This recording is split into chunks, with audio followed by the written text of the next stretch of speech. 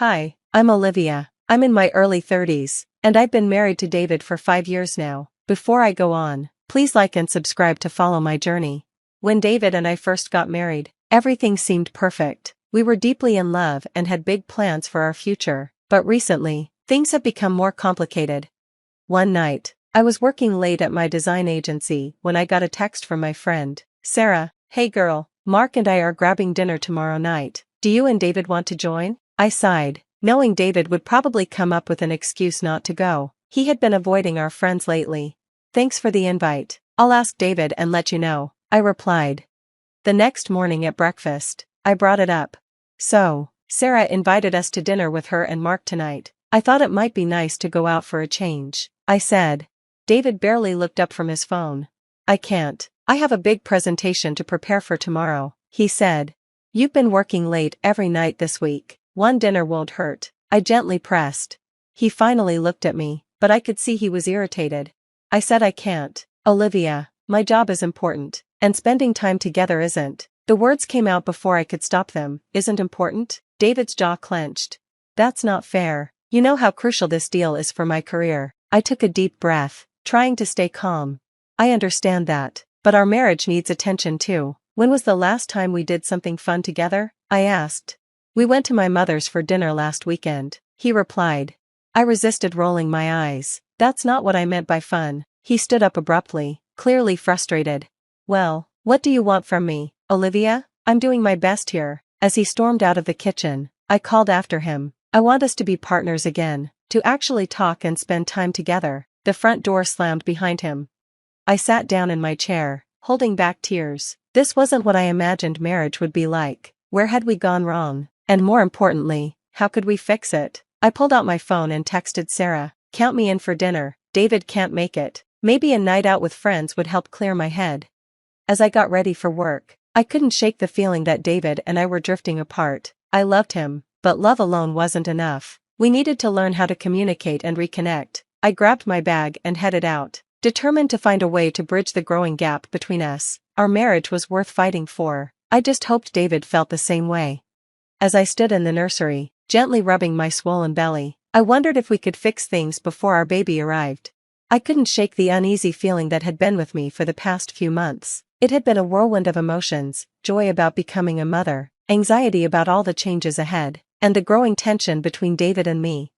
Olivia, David called from downstairs. Can you come down? We need to talk about something. I took a deep breath, preparing myself for what I knew was coming. When I walked into the kitchen, David was sitting at the table, looking serious. I've been thinking, he began as I sat down. I want to name the baby after my mother. My heart sank. This was exactly what I had been dreading. David, we've talked about this. I'm not comfortable with that, I said. His eyes narrowed. Why not? She's going to be the baby's grandmother. It's a family tradition. Because your mother is difficult, I said carefully. She's always interfering in our lives. I don't want her to have even more control over us or our child. David's face flushed with anger. That's ridiculous. My mother just wants what's best for us. I couldn't hold back. What's best for us or what's best for her? This is our child, David. We should choose a name we both love. He stood up and started pacing the kitchen. You're being selfish, Olivia. This is important to me and my family. I felt my own anger rising. And what about what's important to me? Don't I get a say in our child's name? David's face twisted in frustration. You're just jealous of my mother. You've never liked her. That's not true, I protested. I've tried to get along with her, but she's always criticizing me and trying to control our lives. David suddenly turned around, his eyes flashing with anger. Don't talk about my mother like that. Before I could react, his hand slapped my cheek. The sound echoed in the kitchen as I stared at him in shock, my hand flying to my stinging face. For a moment, everything froze. The reality of what just happened hit both of us. David's eyes widened in horror. Olivia, I'm so sorry, he stammered. I didn't mean to. I don't know what came over me. I backed away from David, tears filling my eyes. Don't touch me, I whispered. It was an accident, David pleaded. I would never hurt you on purpose. I'm just stressed about the baby and work. But his excuses didn't matter. I rushed out of the kitchen and locked myself in the bathroom. My hands were shaking as I grabbed my phone and dialed Sarah. Sarah, I choked out when she answered. Can you come over? I need help. As I waited for her, I stared at my reflection in the mirror. The red mark on my cheek reminded me of how bad things had gotten. How did we end up here? And more importantly, what was I going to do? I heard David's footsteps outside the door, and I flinched. "Olivia, please come out. We need to talk," he said. I stayed silent, my mind racing. This wasn't just about the baby's name anymore. It was about respect, safety, and the future of our family. When I heard Sarah's car pull up, I knew I had some tough decisions to make. Days passed in tense silence. I avoided being alone with David, my emotions all over the place. Finally, I realized we couldn't go on like this. I had to confront him. I found David in his study, hunched over his laptop, taking a deep breath. I stepped in. "We need to talk," I said firmly. David looked up, his face filled with guilt and worry. "Olivia, I held up my hand to stop him. "No, I need you to listen." David nodded and closed his laptop. "What happened the other day is unacceptable. I will not tolerate violence in our relationship. Do you understand?" "I do," David said quietly. "I'm so ashamed. Olivia, I never meant to hurt you." "But you did," I replied. "And it's not just about the slap. It's the way you've been treating me, ignoring my feelings, putting your mother's wishes above our marriage." David's shoulders slumped. "You're right. I've been a terrible husband lately," he admitted. "I love you, David," I said, my voice softening a little. "But I'm scared of what might happen if you lose your temper again. Scared for our child." "There won't be a next time," David insisted, looking me straight in the eye. "I swear." I shook my head. "Words aren't enough. We need help, professional help." To my surprise, David nodded. "You're right. I'll do whatever it takes. Marriage counseling, anger management, anything." A small flicker of hope sparked inside me, but I remained cautious. "I appreciate that," I said, "but you need to understand. If anything like this ever happens again, I'm gone. No second chances." "I understand," David said, his tone serious. "I'll make the appointment for counseling first thing tomorrow." True to his word, David scheduled our first session. As we sat in the therapist's office, I could feel the tension coming off him. "So, what brings you here today?" the therapist, Dr. Mitchell, asked. David cleared his throat. I hit my wife. It was a terrible mistake, and I want to make sure it never happens again." Dr. Mitchell stayed calm and neutral. "Olivia, how do you feel about what happened?" "Hurt, angry, scared," I said honestly. "I love David, but I don't know if I can trust him anymore." As the session went on, David tried to explain. "Work has been so stressful lately. My boss is pushing me hard about this big deal." "That's not an excuse," Dr. Mitchell gently interrupted. "Stress doesn't justify violence." David's face turned red. "You're right. I know that. I don't know why I reacted that way." "That's what we're here to figure out," Dr. Mitchell said. "David, have you ever had anger issues before?" As David began to talk about his past, I felt mixed emotions. Part of me was glad he was trying, but another part wondered if it was too little, too late. Later in the session, I found my voice growing stronger. "David, you need to understand that your actions have consequences, not just for me, but for our child, for our future." David nodded, his eyes shining with unshed tears. "I know I want to be better, for you and for our baby," David said. "I'll do whatever it takes." As we left the counseling session, I felt a small glimmer of hope. It was a small step, but maybe it was a step in the right direction. In the weeks that followed, I noticed a gradual change in our relationship. The counseling sessions were tough, but eye-opening. We learned to really listen to each other and to share our feelings without blaming. Slowly, we started rebuilding trust. One evening, as we sat on the porch swing, David turned to me. "I've been thinking about the baby's name," he said cautiously. I tensed, remembering our earlier argument. "I realize now how unfair I was," he continued. "This is our child, and we should choose a name we both love. How about we start fresh and make a list together?" A wave of relief washed over me. "I'd like that," I said with a smile. We spent the next hour coming up with name ideas, laughing at the funny ones. It felt good to be on the same team again. As my due date got closer, I saw more positive changes in David. He was more attentive and willing to compromise, though I knew we still had more work to do. One day, I overheard him on the phone with his mother. "No, Mom, we're not naming the baby after you," he said firmly. "Olivia and I have chosen a name together." I felt proud of him for standing up to her. When labor finally began, David was by my side the whole time. After hours of waiting, I held our baby girl in my arms, filled with love and a sense of accomplishment. "Welcome to the world, Arya Hope," I whispered, tears in my eyes. David squeezed my hand. It's perfect, he said softly, just like her. As we settled into life with our newborn, I reflected on how far we had come. The journey hadn't been easy, but we faced our problems head on. We learned how to communicate, respect each other's boundaries, and compromise. Now, I have a question for you. If you were in Olivia's shoes, would you have given David a second chance after he slapped you, or would you have left immediately? Share your thoughts in the comments below. Your perspective might help someone in a similar situation. If you found this story meaningful, please like the video and subscribe to our channel for more thought-provoking content. Your support helps us continue sharing important stories like Olivia's. My name is Lily. I live with Emily, who I now consider like a real sister for certain reasons. My parents passed away in an accident right after I started high school. Since then, I've been living with my brother Owen. To be honest, I've always hated Owen. Ever since we were kids, he would bully me, pulling my hair, messing it up, and even breaking my cherished toys. He'd laugh when I cried. Violence was the norm, and I had to endure his constant snide remarks. If Owen ever needed my help in the future, I'd probably abandon him. He's selfish, always thinking he's the best and hating to lose, hurting others for his own benefit. After we lost our parents, an uncle offered to take us in, but Owen refused. I was hesitant to leave our home and live with a relative I barely knew. We both thought we could manage on our own.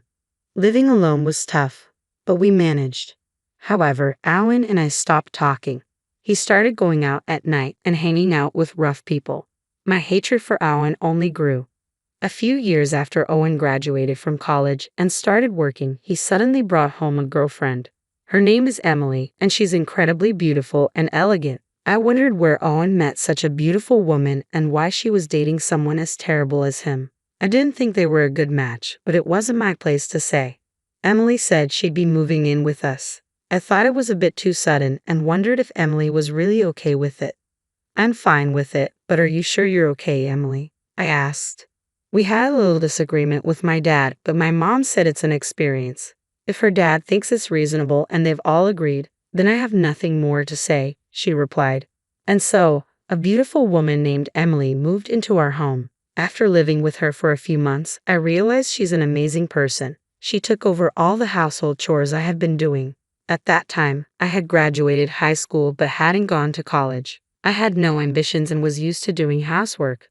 Above all, I didn't have the confidence to manage housework while going to university. But Emily encouraged me to find my passion, saying it's never too late.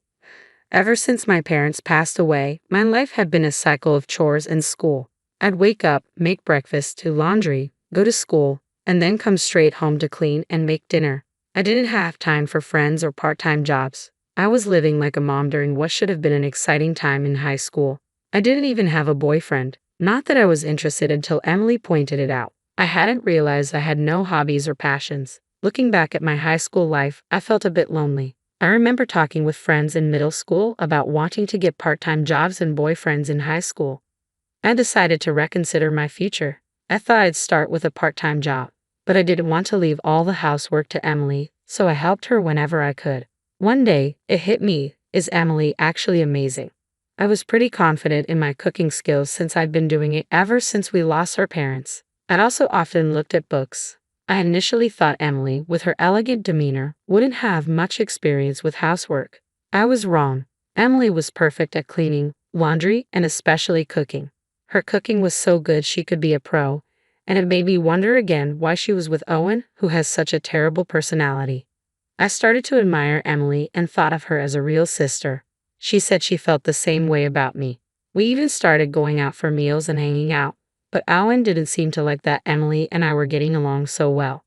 Years later, Owen found himself at the center of a major incident. One day, after several years had passed, I got a call.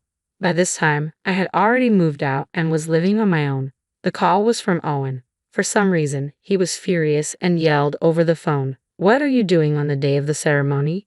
You better not miss it." I responded, "What ceremony? I haven't received an invitation." Owen sounded puzzled and said, "Huh?" But I decided to tell him the truth. Why Owen thought he could get married after doing what he did was beyond me. Let's rewind to the time when Emily started living with us.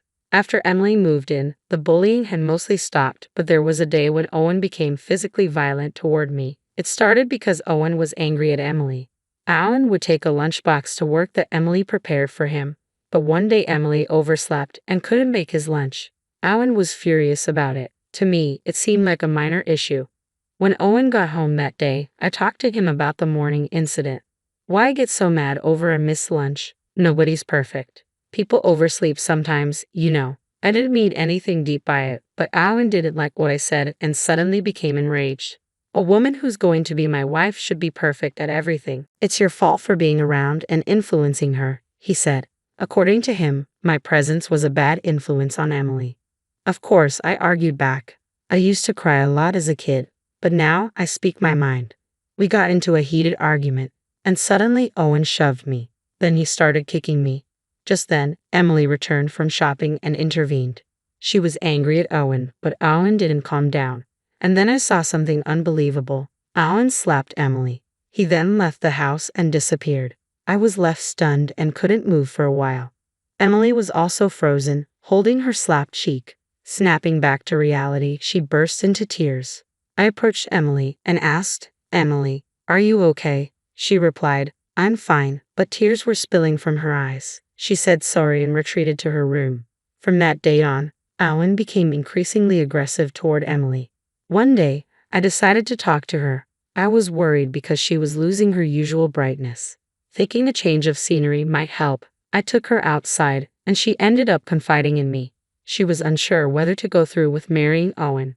I immediately said she should break it off and that there was someone better out there for her. Emily seemed a bit surprised, but talking to me seemed to lift her spirits a bit.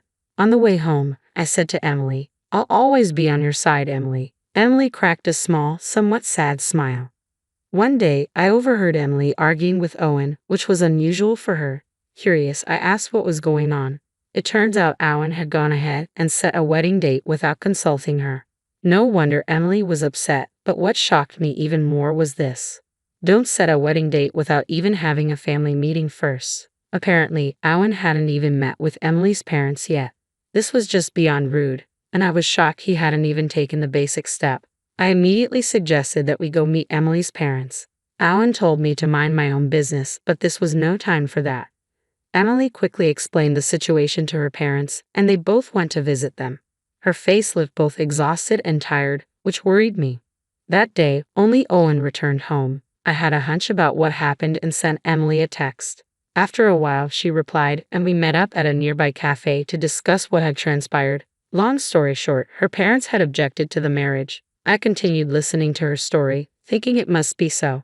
She explained that Owen had set the wedding date without meeting them and had been treating her poorly recently, so they couldn't allow their daughter to marry him. Yet Owen had already informed his workplace about the wedding date and even booked the venue, so he was in a tight spot now. I felt embarrassed for him. Emily's parents obviously didn't have a good impression of Owen. For the time being, Emily decided to stay at her parents' home to think things over. She said she wanted to think alone for a while. Owen objected, of course, but he was persuaded by her parents and returned home alone. I asked Emily if I could meet her parents. She was puzzled but agreed since I insisted. Later, I met with Emily's parents and apologized for Owen's rudeness. They were quite surprised, not just by the apology, but that someone as considerate as me could be related to Owen. I then shared everything about Owen, about Emily, and about how Owen had been treating her. I asked Emily again, "Do you still want to marry Owen?" Emily responded, "I'm not sure." I suggested she should have a serious talk with Owen. She agreed, but when she tried to contact Owen to talk, he wasn't interested in discussing anything. Worse, he was still moving forward with the wedding plans. He even sent Emily a list asking her to prepare the invitations. At this point, Emily had had enough and finally decided to break up with Owen. She tried multiple times to discuss the matter with Owen, but it seemed like they could never have a real conversation. Every time she reached out, Owen would dominate the conversation and end it abruptly. She even texted him about breaking up, but Owen dismissed it, saying, "Enough with the jokes. Just prepare for the wedding." And so, the day Owen unilaterally decided would be their wedding day arrived, and Emily contacted me in a fury. I couldn't help but marvel at how well Owen had planned the wedding without considering Emily's feelings. I gave him a piece of my mind. You never took your conversations with Emily seriously, and honestly, I can't fathom why you think you can get married. No one's coming to this wedding. Plus, you quit your job without telling anyone.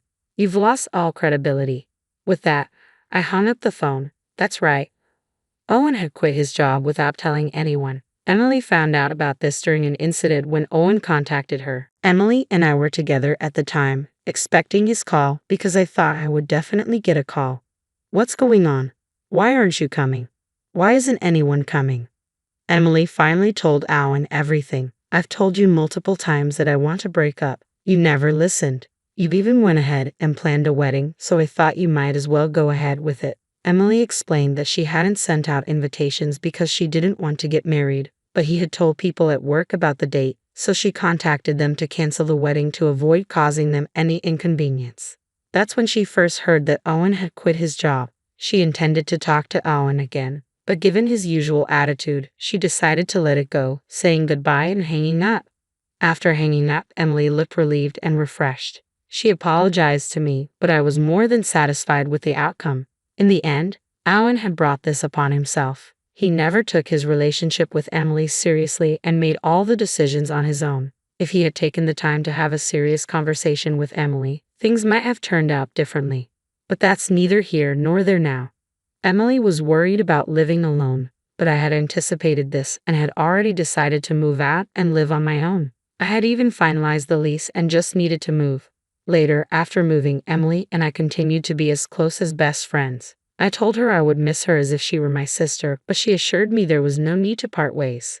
Since then, we've gone out for meals, hung out, and even traveled together. I spent my days working part-time, trying to find what I really wanted to do. Emily, being the incredibly capable and thoughtful person she is, also started a part-time job where I worked. Emily is the whole package, beautiful, talented, and incredibly considerate.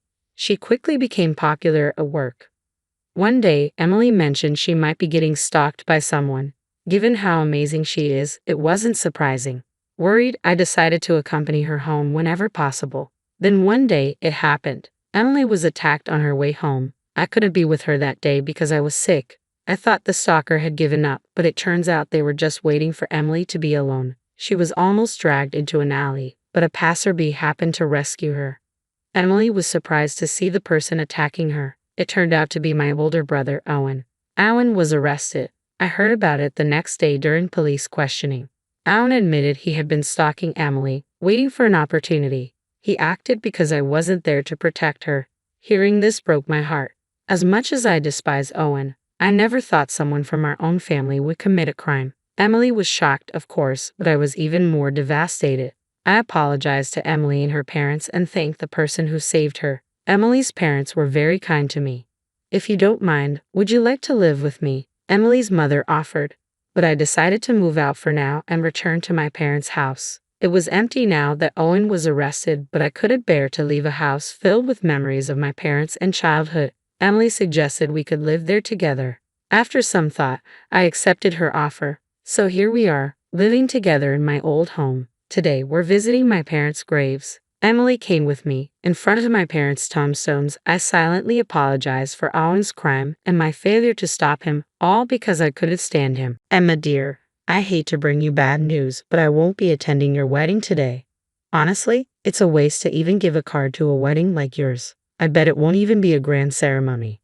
My brother's wife ridiculed me over the phone, and all I could muster was a weak, aha. She probably expected me to beg her to come, given her nasty character, but I had no intention of doing that. My name is Emma. I've been dating my fiancé, Noah, for 5 years, and we've decided to get married. We both live alone, but our homes are close, so we've been semi-living together for quite some time. Life won't change much after marriage, so we can get married with peace of mind. Noah's parents are lovely people and have been caring for me even before the marriage. When I visit my in-laws, they cook meals that cater more to my taste than Noah's, showing how well I get along with them. Noah also gets along well with my parents. I was initially worried about whether my introverted and shy brother William would get along with Noah. Surprisingly, they share common hobbies, both loving fishing, and they have such a great relationship that they go fishing together.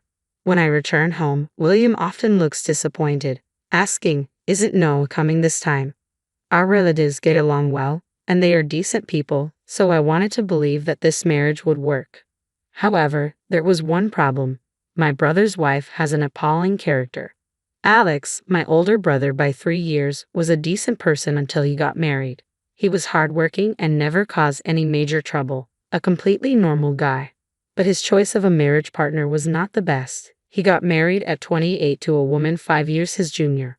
She wore flashy clothing with a lot of skin exposed, and I couldn't believe Alex, who was as earnest as they come, would choose her. Maya was already pregnant when her marriage to Alex was decided. In other words, it was a shotgun marriage. We were shocked at Alex's sudden decision, but as a family, we couldn't deny it. We accepted Mia, but her attitude was terrible. When she came to our family home and my mother served her a meal, Maya would say, "I'm a picky eater and can't do vegetables," and wouldn't eat half of it. Being mean, she would point and laugh at me. "Emma, you're super plain. There's no way you're getting married with that look." At first, Alex admonished Mia, but after a while, it seemed like he gave up. After their child was born, Maya didn't seem to care much about childcare, and Alex was almost single-handedly raising the child during his parental leave. Maya went out to play every night, but Alex forgave her, saying, "Maya is still young." From my perspective, I couldn't understand why Alex could tolerate such a lifestyle, but Alex always smiled peacefully and said, "As long as the child is happy, that's all that matters." When the child of Alex and Maya turned 5, Noah and I decided to get married. My parents were obviously thrilled, but I dreaded reporting the news to my brother and his wife. Maya loved to look down on me, so it was clear that she would have something to say. Steeling myself, I called Alex, who genuinely congratulated me on my marriage. After hanging up the phone, Alex must have reported my marriage to Mia immediately. I received a mocking text from Mia. "It's good that you're not getting dumped after dating for such a long time. You're already 30, an old maid, so you'd be seriously in trouble if you didn't get married now. You're lucky to find a buyer before your sell-by date."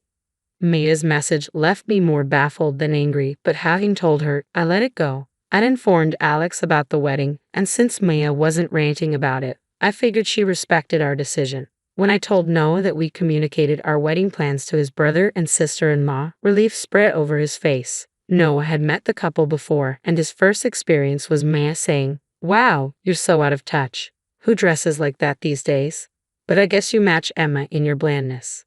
Maya just loved to assert her superiority. She had criticized Noah's completely normal attire. "Did I embarrass you with my shabby look, Emma?" "I'm sorry," Noah apologized, looking downcast. To cheer him up, I joked, "Your clothes are perfectly fine. If anything, Maya's scantily clad style is what's shabby. She's almost in her late 20s, you know."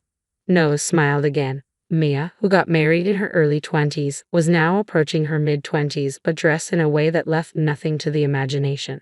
There was no hint of maturity about her. Seeing her shoddy appearance, it was hard to believe that she was the wife of Alex, who was dedicated and always put their child first. I felt indignant that Mia had insulted Noah, my beloved. That's why Noah and I made a decision about our wedding. When we told Alex, he said, "I got it. I'll tell Mia."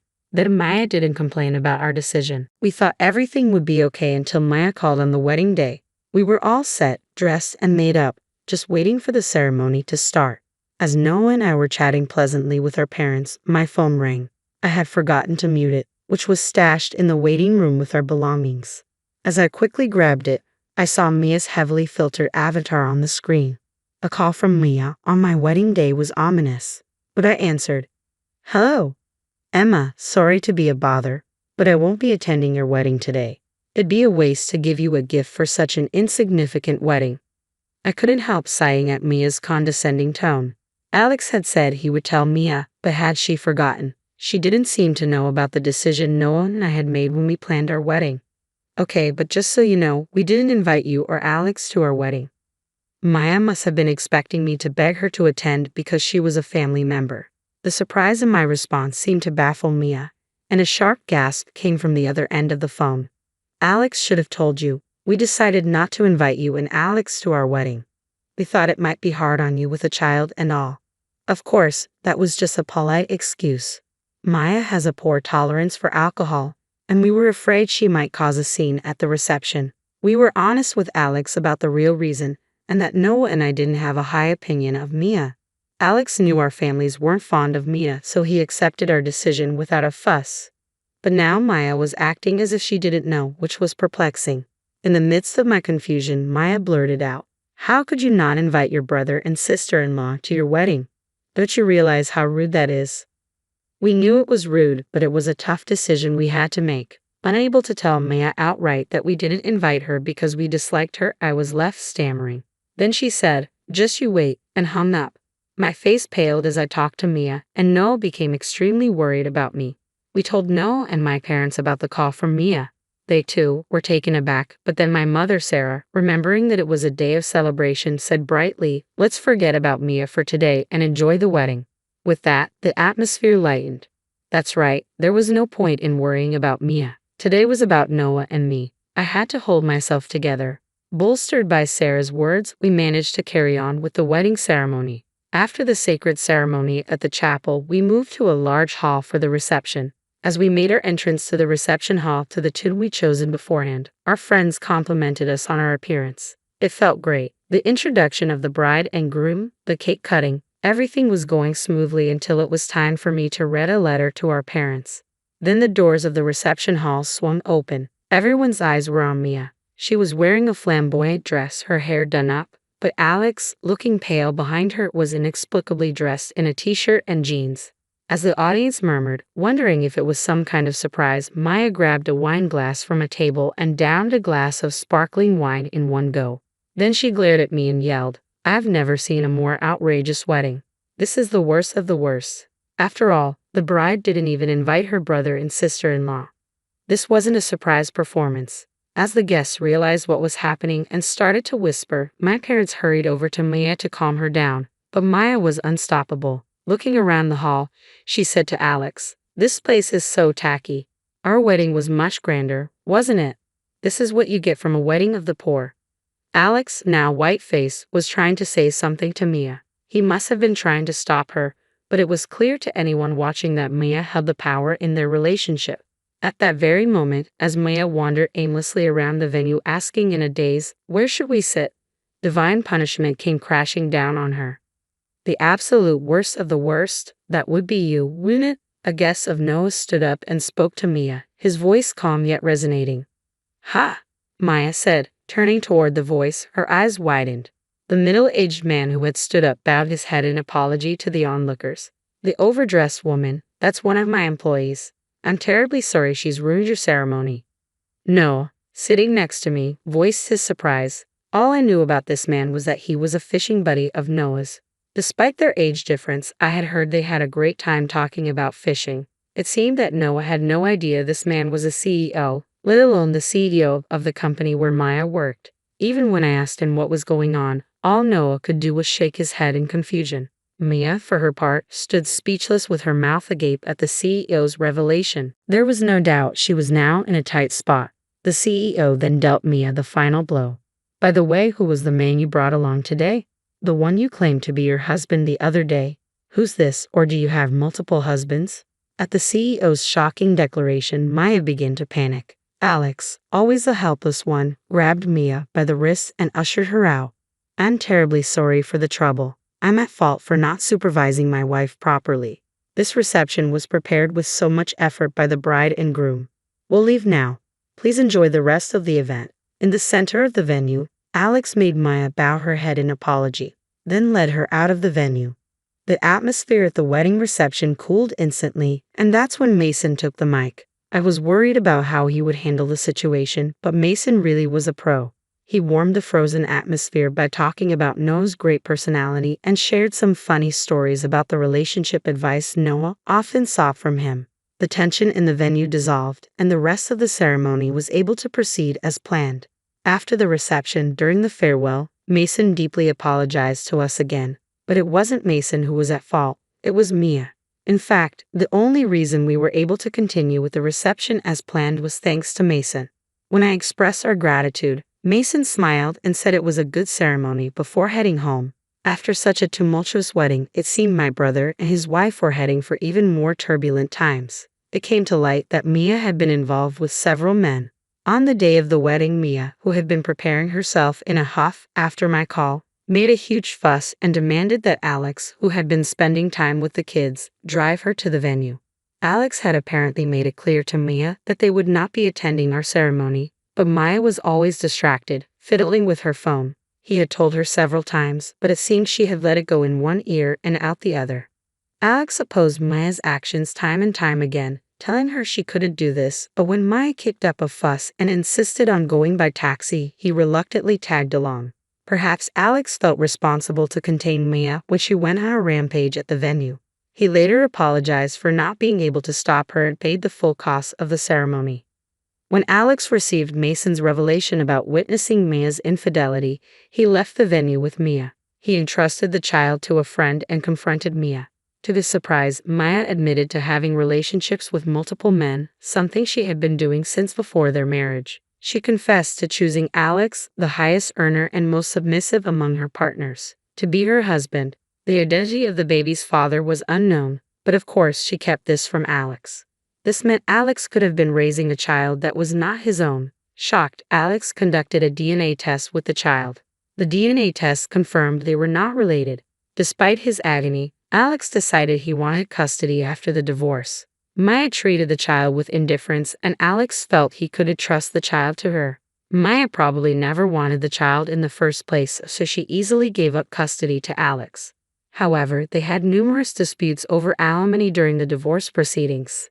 In the end, Alex received a large sum of alimony from Mia, but seeing him say, "There's no point in having money," with a sad smile was heartbreaking. Some years have passed since that ordeal. Noah and I had a baby, and when we brought the baby home, Alex's child was excited, exclaiming how cute the baby was. I had been worried about Alex, who had seemed dispirited after the divorce and his return home, but he seemed lively now. Seeing Alex holding my baby and saying with a laugh, "I remember this, babies are so soft," made Noah and I share a smile. Despite our wedding almost being ruined by Mia and Alex's life being trampled on, we are living happily now. Alex told us, "No matter what happens, if you have the desire to protect your child, you can overcome anything. Now that you're parents, you both have to try even harder." His words resonated deeply with us. "Can you please take care of my mom?"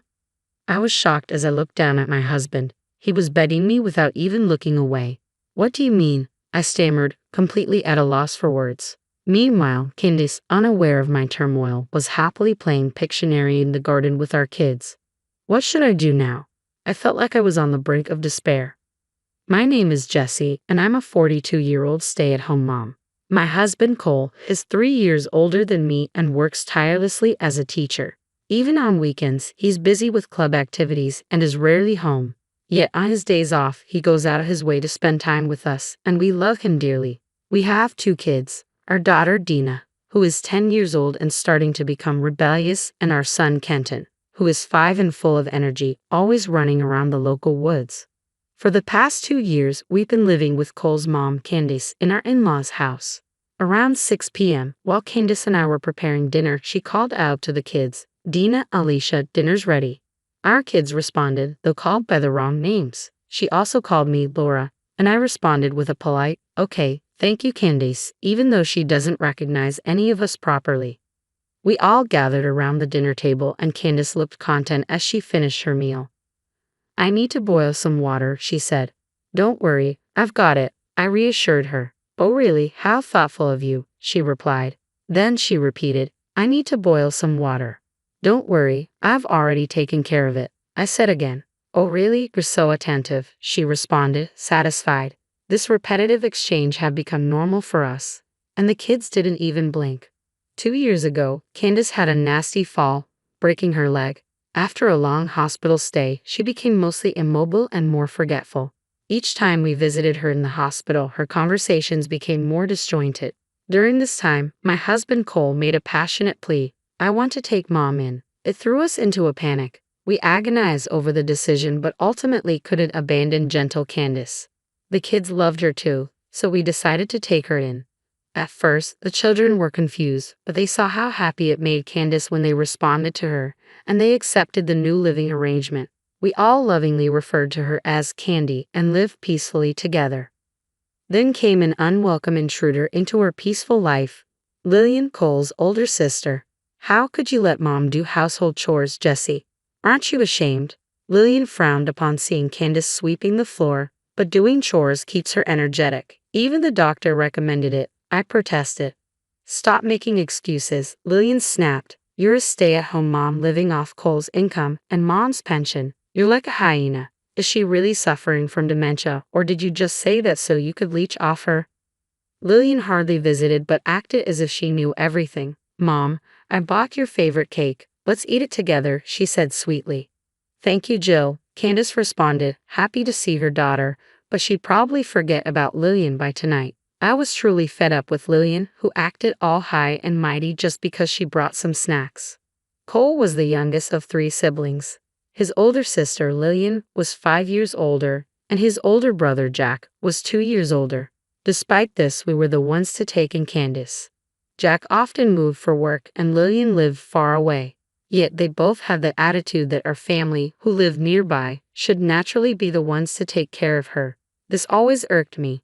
Cole, on the other hand, was genuinely grateful for how I devoted myself to caregiving.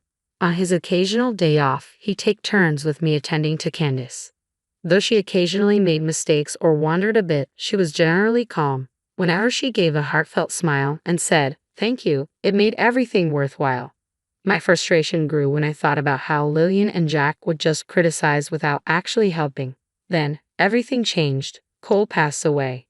He collapsed at work, and by the time we rushed to the hospital, it was already too late. I was so shocked I couldn't even cry. For the next month between the funeral and taking care of the kids, life was a blur.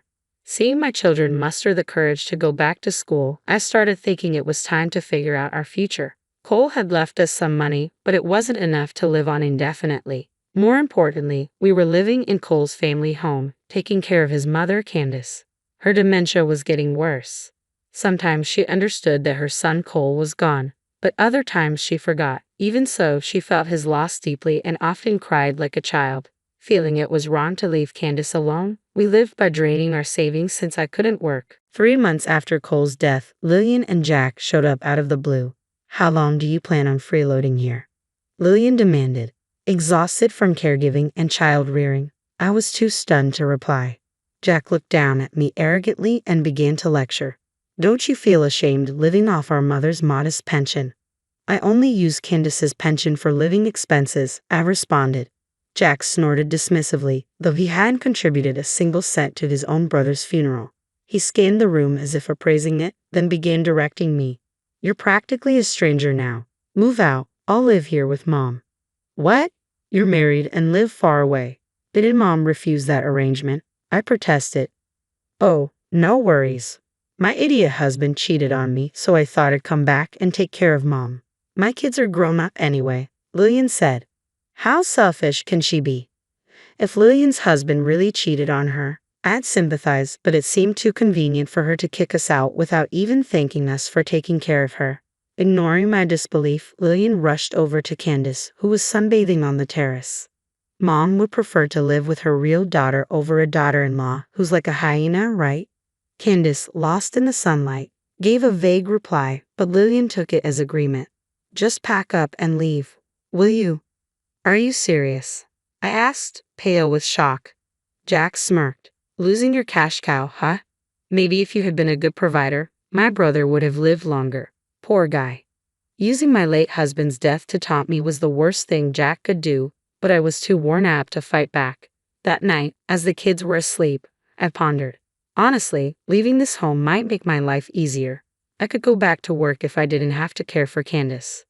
But should I leave just because Lillian and Jack told me to? Wouldn't that be abandoning Candace? Would my late husband Cole be disappointed? These thoughts swirled in my head when I suddenly realized Candace was standing next to me. Jessie, she said. Candace, what's up? Do you need to go to the bathroom? I asked, surprised to be called Jessie after such a long time. But Candace stopped me and took my hand. Jessie, leave this home, she said. What? I was puzzled by her sudden proposal. Was she choosing Lillian over me because they shared the same blood? As if reading my thoughts, Candace spoke gently. You're still young. Don't waste your time on an old person like me. Live with Kenton and Dina. Make life easier for them. But what about you, Candace? I'll be fine as long as you all are happy, Candace smiled. A lump formed in my throat, and for the first time since Cole passed away, I cried. Candace gently caressed my hand. Thank you for everything. I'm so grateful for your gentle touch. It's given me so much happiness. That's why I chose to live with her, because she is so warm-hearted. I cried like a child, embraced by Candace's warm chest. The next morning, Candace greeted me. Good morning, Laura. She probably didn't remember last night, but I had made up my mind. I would leave this house to protect my children and honor Candace's feelings. I soon found an apartment in the same school district and moved with my kids. Though I was concerned about Candace, I decided to leave her in Lillian's care for now. I'd even found a job opening at my previous workplace. My kids are still adjusting, but I feel we're moving forward bit by bit.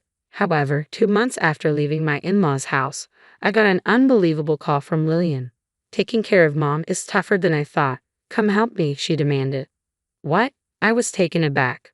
Mom keeps cooking with rotten veggies and constantly forgets to do the laundry. Can you please keep an eye on her during the day? Lillian pleaded.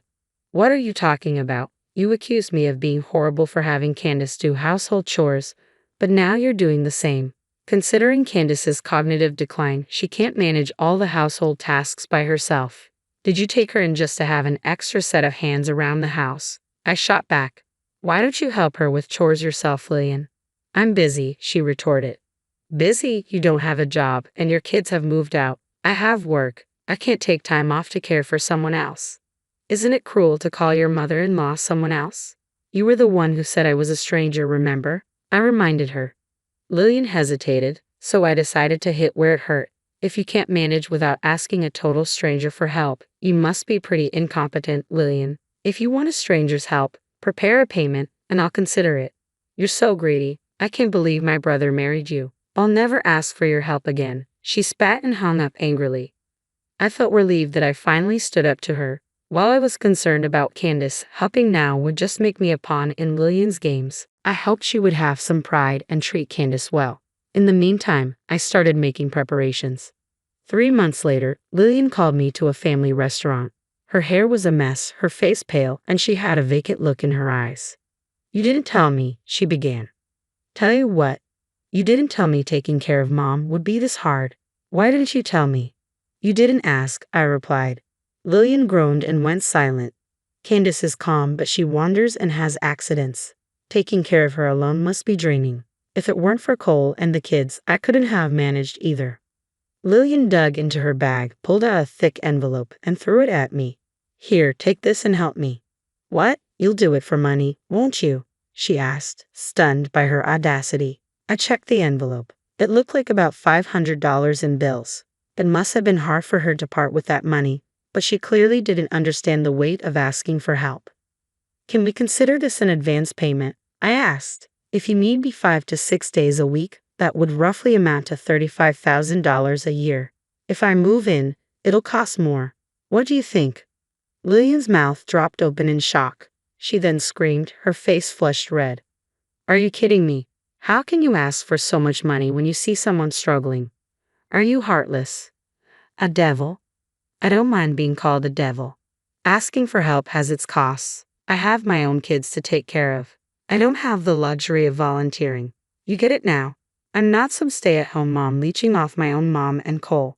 If you're willing to pay $35,000, I'll work, but you might find it cheaper to place her in a facility. That's not fair to Mom. Oh please, what's so unfair? I can't think of a situation worse than being treated like an intruder. It's safer with professionals than with an amateur like you. So it's about appearances and money, isn't it? Didn't you get alimony from your husband for his affair? That's... Wait, you didn't. Are you a saint, Lillian? Or maybe you're the one who cheated? Lillian's shoulders jumped, confirming my suspicion. She had probably been avoiding any talk of a divorce or alimony from her husband, claiming she had to care for her mother. So, the reliable one is Jack, your brother. Why not ask him for help or money? Your own flesh and blood should be far more reliable than an outsider like me, right? I continued. Lillian gritted her teeth. Good old loudmouth Jack probably used his job relocations as an excuse to avoid lending a hand. Discuss what's best for Mom like the close siblings you are, I said, quickly paying the bill and leaving to avoid causing a scene. After holding out for a while, Lillian reached her limit. She took Candace and forcefully moved into Jack's home. Jack's wife and kids, disgusted by the arguments over Candace's care between Lillian and Jack, feared they might get burdened with it too, and left the house. That shows how poorly Jack has been treating his family. Abandoned by his family and at a loss, Jack eventually told Lillian and Candace to leave the house. He said he'd pay for Candace's stay at an assisted living facility.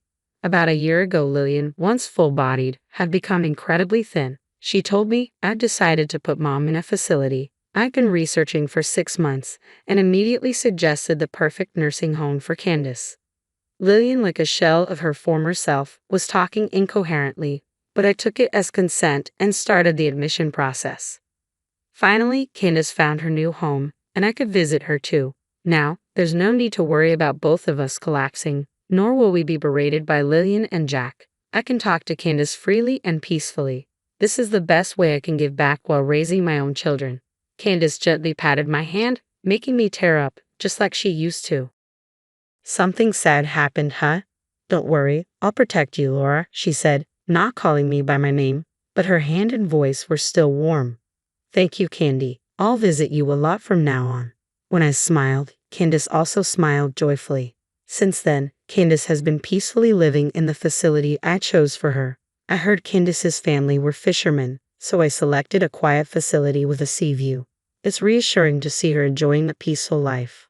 Just as my preliminary research suggested, Candace is gentle and charming, so it seems she's popular with both staff and the residents.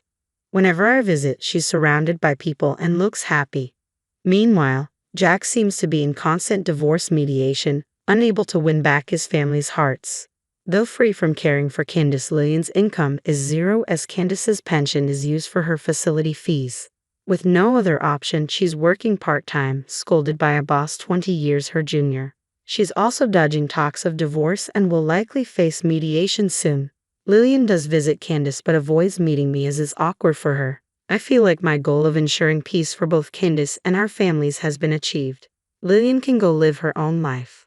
"Laura, you should get married soon too," Candace murmured as we walked by the beach. I wondered how old she thought I was as I replied, "If I find the right person."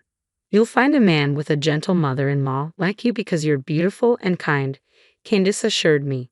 "That would be nice," I said, gently holding Candace's hand. "I'd love to marry a man with a gentle mother-in-law like you, Candy."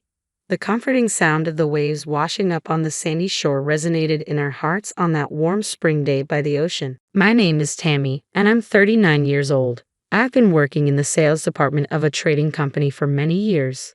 Since I was a student, I've always been good at leading groups and bringing people together. Now, I manage several team members and my sales performance is just as good as the experienced male team members. My female colleagues trust and support me as a reliable manager, which makes me proud. However, when I come home to my apartment after a long day at work, there's no one to welcome me. I recently separated from my husband of 17 years and decided to live apart from my 15-year-old daughter. My new apartment is still full of unpacked boxes, but I don't regret my decision. I'm ready to start fresh. Let me explain why I chose this new life. I used to live with my husband Bob and our daughter Rebecca. Bob was a college classmate, and after meeting again post-graduation, we dated for 2 years before getting married. Bob worked in the sales department of a printing company but later became a self-employed web designer, working from home. Our daughter Rebecca is in 8th grade. The first sign of trouble was her changing attitude. One day, she said to me, "I told you to buy the moisturizing cream." I apologized, saying I forgot but would get it after work. She responded, "You're totally useless. I can't believe it." Her words became harsher each day, and she looked at me with cold eyes. I told myself it was just her age. Bob's behavior changed too. He started spending more time with Rebecca and excluded me. They planned outings together without me and asked me for money, which felt excessive. Even Bob began treating me poorly, and our conversations dwindled, making me feel isolated.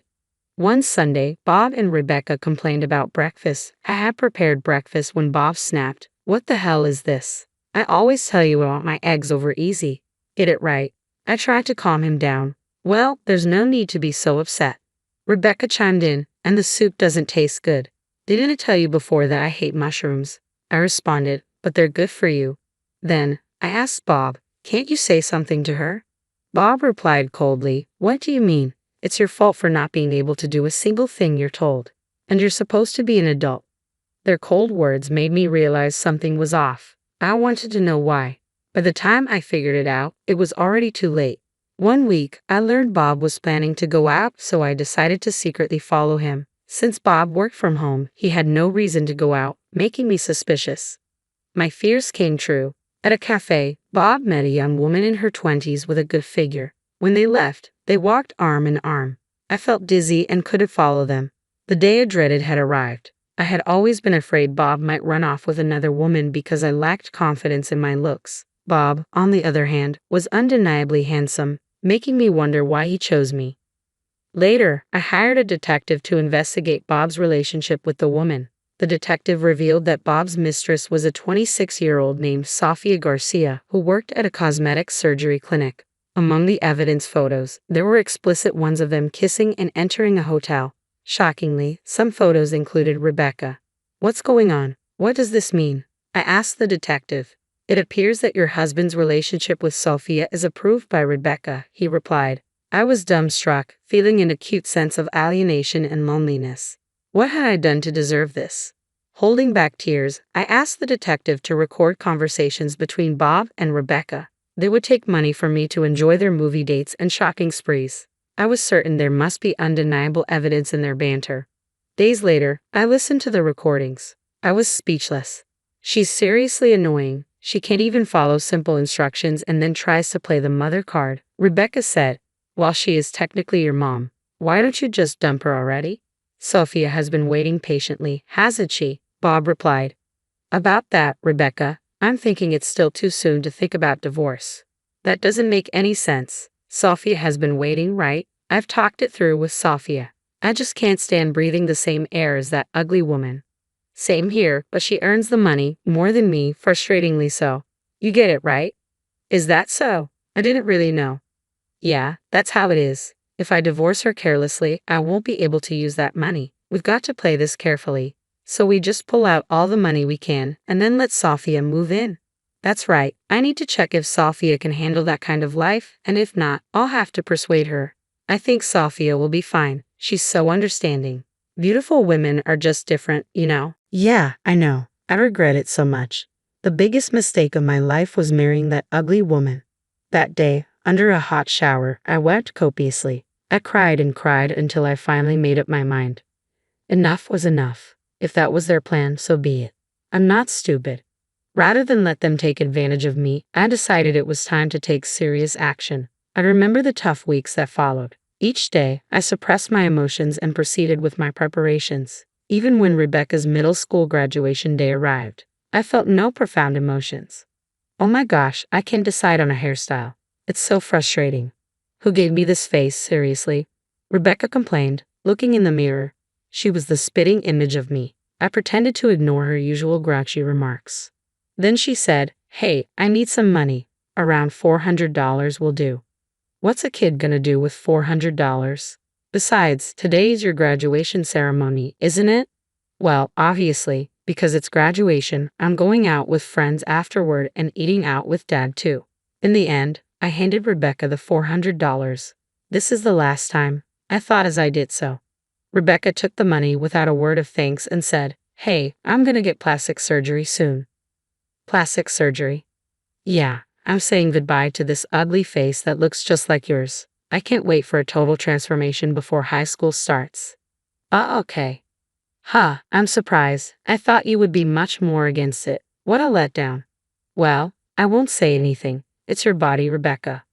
Yeah, you know what I mean, right? It's only natural to want to get plastic surgery with a face like this. It's your fault.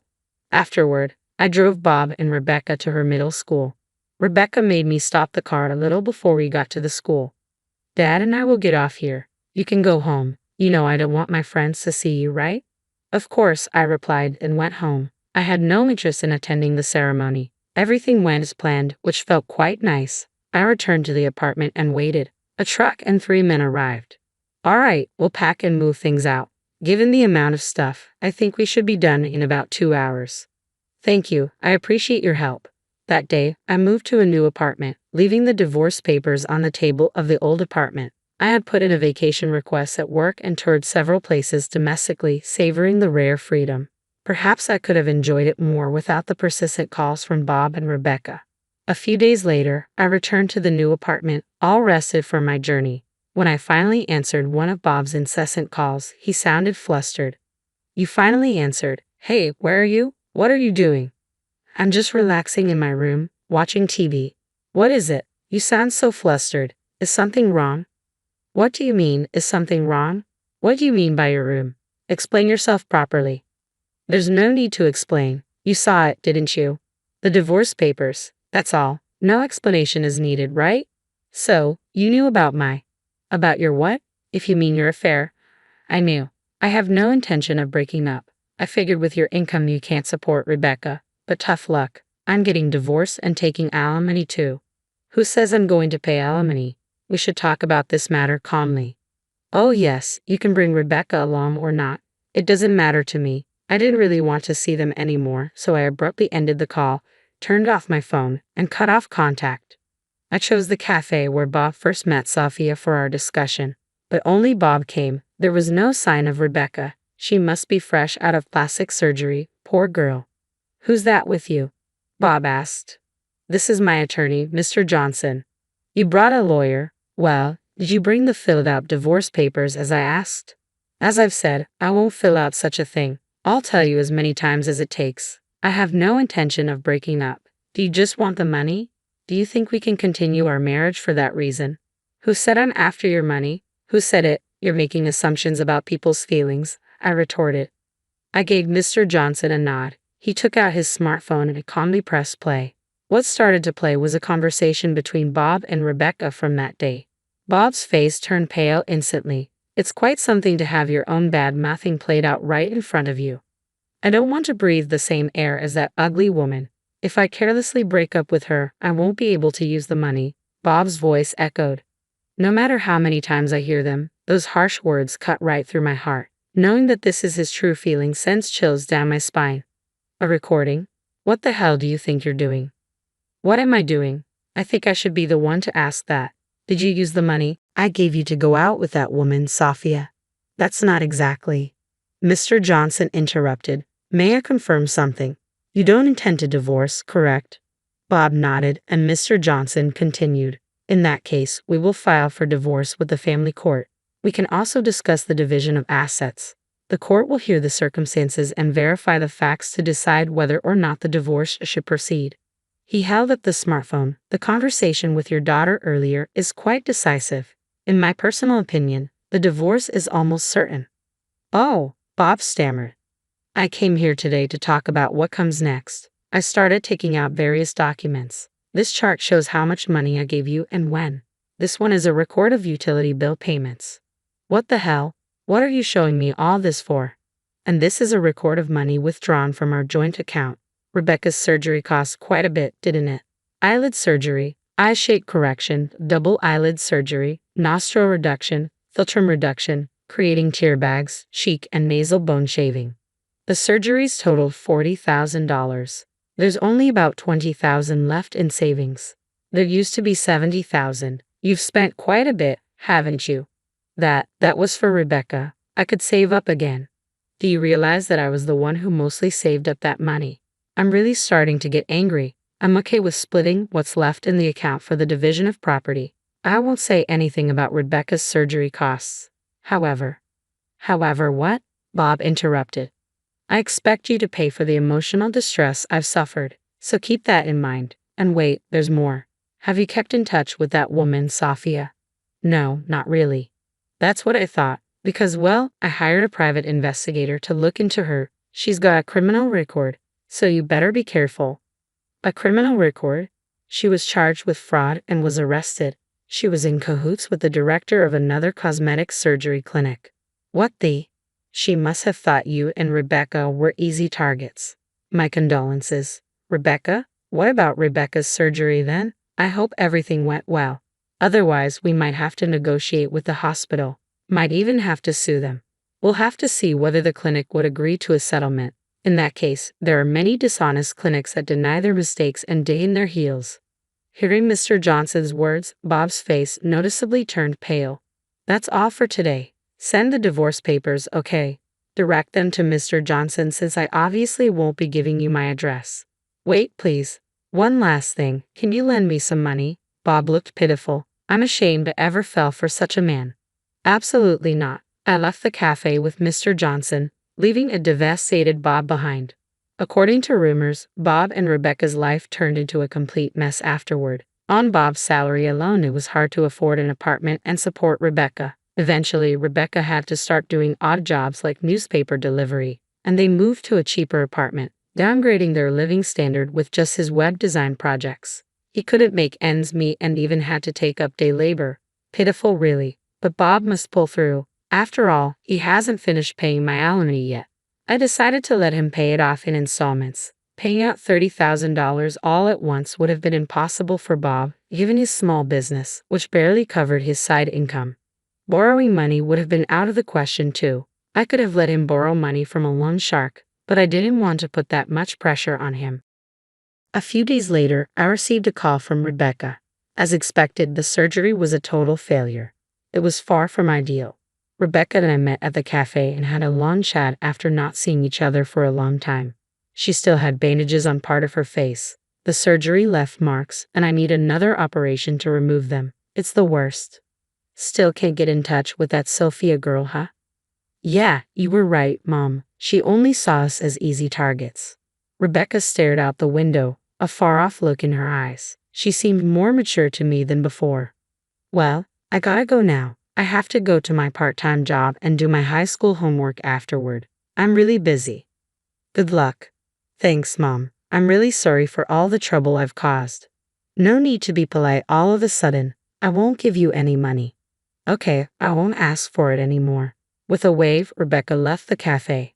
And that's how I ended up where I am today. I don't have many regrets. I'm satisfied with my current life. Rebecca is practically living on her own now, and I have no lingering feelings for my good-for-nothing ex-husband who had nothing going for him except his looks. I saw him the other day in town. He was covered in dirt, working in construction gear with a helmet. Did he always have such gloomy eyes? He looked so different I barely recognized him. Making a living is hard work, and he deserved to be in such a pitiful state after wasting so much money. It's not all about looks. I truly believe that now. I will continue to do my best as I am. In my eyes, the future now looks brighter than ever as I've hit the reset button on my life. Are you enjoying your trip? Ben asked over the phone. I could only look down in response. I couldn't say anything back. Ben seemed puzzled by my silence. I couldn't tell him how miserable I was feeling. I couldn't say I was being constantly exploited by my husband and mother-in-law. What should I do? How can I escape this lowest of low positions as a human being? How can I get back at my mother-in-law and husband? I decided to confess the truth. I couldn't bear it alone anymore. I was going to tell Ben everything. Whatever happens next, I'll accept it with resolve. I started to speak to Ben.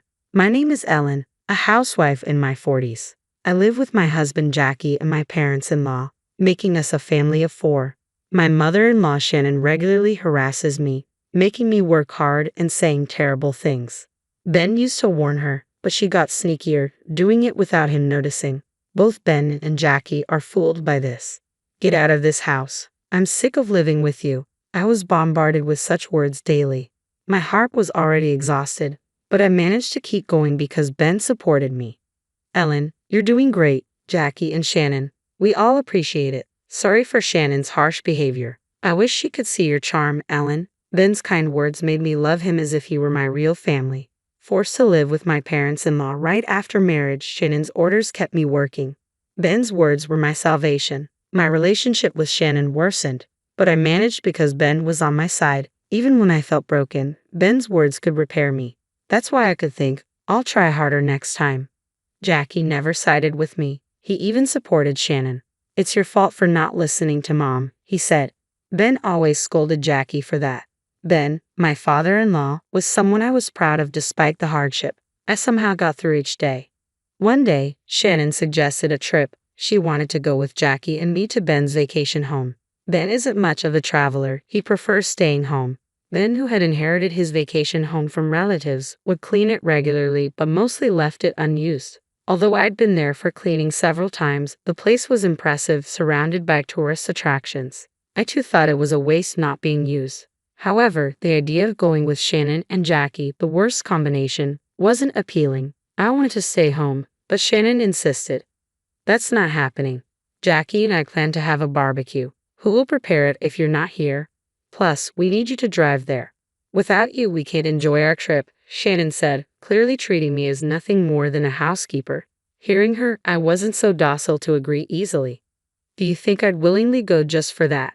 If I'm traveling, I want to enjoy it too. If it's just for you two to have a good time, I don't want to go, I responded. Such arrogance for a son's wife. Shouldn't she just follow along quietly? Don't you want to serve your parents-in-law? Shannon challenged. But I started anyway. A son's wife doesn't have the right to refuse. Just go and get Ben's permission. After that, Shannon wouldn't listen to anything I said, ignoring my voice and my pleas. Realizing resistance was futile, I had to talk to Ben. A trip. That's nice. Take this chance to relax, Ellen, Ben said, unaware of everything, with a kind smile. I wanted to tell him everything Shannon had said right then, but doing so would only cause more trouble between the in-laws, something I couldn't bear. So I suppressed my feelings and replied with a smile, thank you. Let me know if something comes up. I was too afraid to further damage the in-laws' relationship and said nothing. The day of the trip seemed so daunting. I couldn't help but wish it would end quickly. I was already thinking that as I was dragged out by an excited Jackie and Shannon early in the morning. I was behind the wheel. It was hard enough to be up so early, and I had to drive while Shannon and Jackie comfortably slept in the back seat. Resentful and rubbing my sleepy eyes, we finally arrived at Ben's vacation home. Then I need you to buy barbecue supplies, Shannon demanded. Exhausted from the long drive and lack of sleep, I asked for a rest. A son's wife's job is to listen to us. I won't tolerate any defiance, she snapped. Jackie added, if you defy us, we might as well leave you here in the mountains right now. His words were harsh. With Ben, who always protected me, not here, I reluctantly went alone to a distant grocery store for the barbecue. After laboriously carrying too much food for 3 people, I was then told to prepare the barbecue. The tools were there but hadn't been used in years, so cleaning and replenishing missing items were needed. I ended up preparing everything, phone in hand, looking up what I didn't know.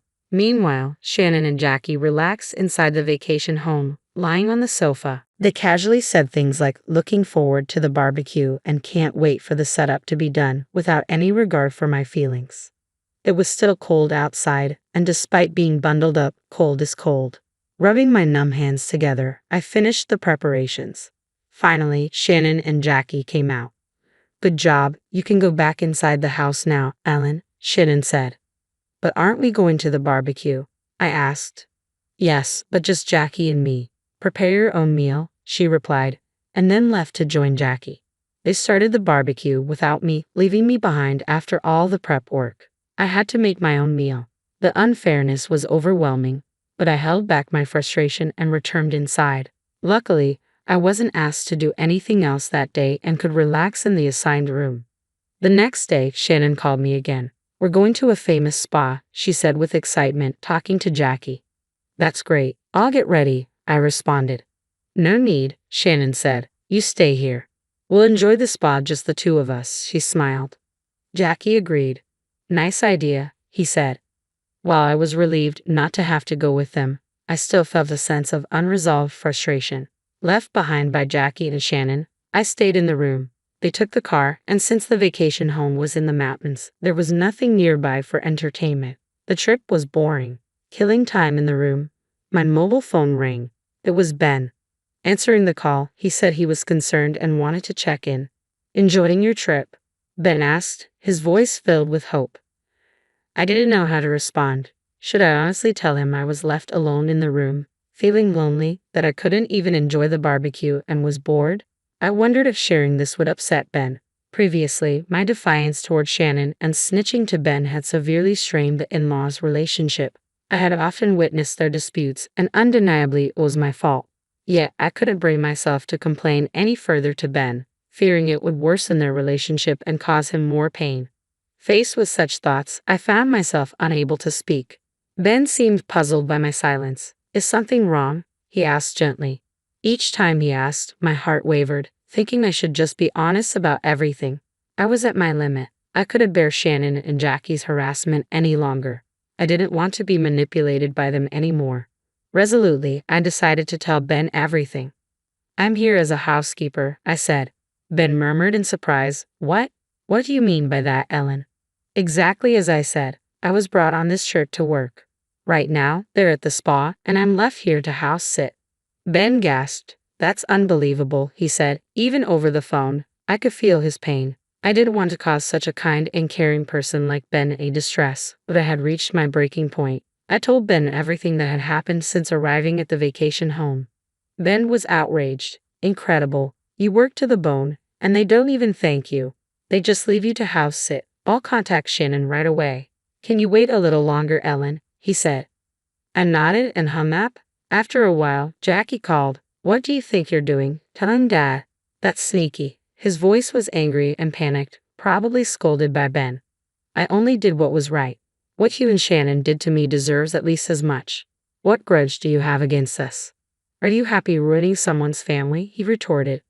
You're talking about ruining lives when you're currently ruining mine, I replied. Jackie fell silent, probably at a loss for words. Given the extent of this, continuing our marriage seems impossible. I know it's odd to say here, but let's get a divorce. I can't deal with you anymore. Jackie started to panic. I was wrong. I said too much. Please don't talk about divorce. We need you, Ellen. Think it over. You don't need me. You need a housekeeper, right? I shot back. Jackie and Shannon didn't want me. They wanted a compliant housekeeper, someone who wouldn't resist and would just follow orders. It's unrealistic to expect someone to do that when it's not even their job. Two people, both utterly selfish in their ways, but this would end today. If everything went smoothly, I'd finally be free from them. The thought made my heart leap with excitement. Shannon's voice came through the phone as Jackie fell silent, unable to respond. Give it to me, Ellen. What do you think you're doing? Are you happy making us the villains by telling Ben unnecessary things? Shannon was yelling. The old me would have been scared of her, but now, with the divorce and my impending freedom from Shannon near, she didn't scare me at all. It's because you and Jackie are too selfish. If you had treated me with more respect, this wouldn't have happened, I said. I always thought you were too cheeky for a son's wife. When I became Ben's wife, my mother-in-law treated me much stricter, and I persevered every day. I'm trying to toughen you up, Shannon exclaimed. Isn't that mindset outdated? Why must family members be at odds? Can't we cooperate on things we can't do alone? It's clear our views are too different, Shannon. I can't stay in this family if it means enduring such treatment. You won't survive anywhere with that attitude. Do you think it's okay for a son's wife to talk back to her mother-in-law like that? She barked. It doesn't matter since we're getting a divorce, I replied. Shannon scolded me, but who did she think she was? She only made me do housework, criticizing my methods, my attitude, always complaining without reason. How was that tying me up? I didn't understand it at all. No need to engage further. I decided to pack my bags and head to the nearest bus stop. If I could reach the airport, I could go back home. I was tired of being subjected to Shannon and Jackie's whims. I'm going home, I said, about to hang up when Shannon's desperate voice came through. Wait, you'll regret this. Ignoring her like the howl of a defeated dog, I hung up, packed my bags, and prepared to leave. For the first time since coming, I felt lighthearted and noticed the beauty of nature surrounding Ben's vacation home. I went back home and started preparing for the divorce. Fortunately, Ben introduced me to a lawyer who seemed very dependable. Upon consultation, I decided to hire him. However, Shannon and Jackie refused to accept the divorce. Instead, they made absurd claims like, "Come back and we'll forgive you for a payment," as if I would pay to return to that terrible situation. Still, they stubbornly persisted, so I consulted with the lawyer about our next steps. One day, I received a call from Ben. Apparently, the two were insistent on meeting me just once. You don't have to if it's too much, but, Ben said. Not wanting to trouble him further, I decided to meet them with a lawyer present. The meeting was set in a private room of a restaurant, arranged and paid for by Ben. Arriving early, I waited in the room. Soon, Shannon and Jackie entered. What are you thinking? You don't come home, and now you're demanding alimony. Is that how you treat family? They bombarded me with harsh words. I'd never felt like family to them. But Ben, I started, they've been horrible to me. I couldn't understand why I was the only one being blamed. I looked down, unsure of what to say. Enough. Ben raised his voice. You said you wanted to apologize, so Ellen came here, and all you do is insult her. What's the purpose of your visit if not to apologize? Ben, usually mild-mannered, was furious, a side of him I'd never seen before. Even Shannon and Jackie seemed taken aback by his anger. Ben was that angry. Moved by Ben's defense, I felt tears welling up. Jackie, perhaps prompted by Ben, tried to apologize despite Shannon's protests. I'm truly sorry. Please come back. We can't manage without you, Jackie said. Jackie then described the chaos at the in-laws' house. Ben had left them tired of their behavior, and now Shannon and Jackie were struggling in their large house. Shannon had turned her hostility towards Jackie, who was now juggling work and house chores, constantly berated by Shannon. I noticed the exhaustion on Jackie's face, dark circles under his eyes and chapped lips. He seemed utterly worn out. The torment he had once inflicted on me was now being directed at him by Shannon. Jackie desperately pleaded for me to return, but Shannon interrupted. You fooled Ben and now Jackie. You're a wicked woman.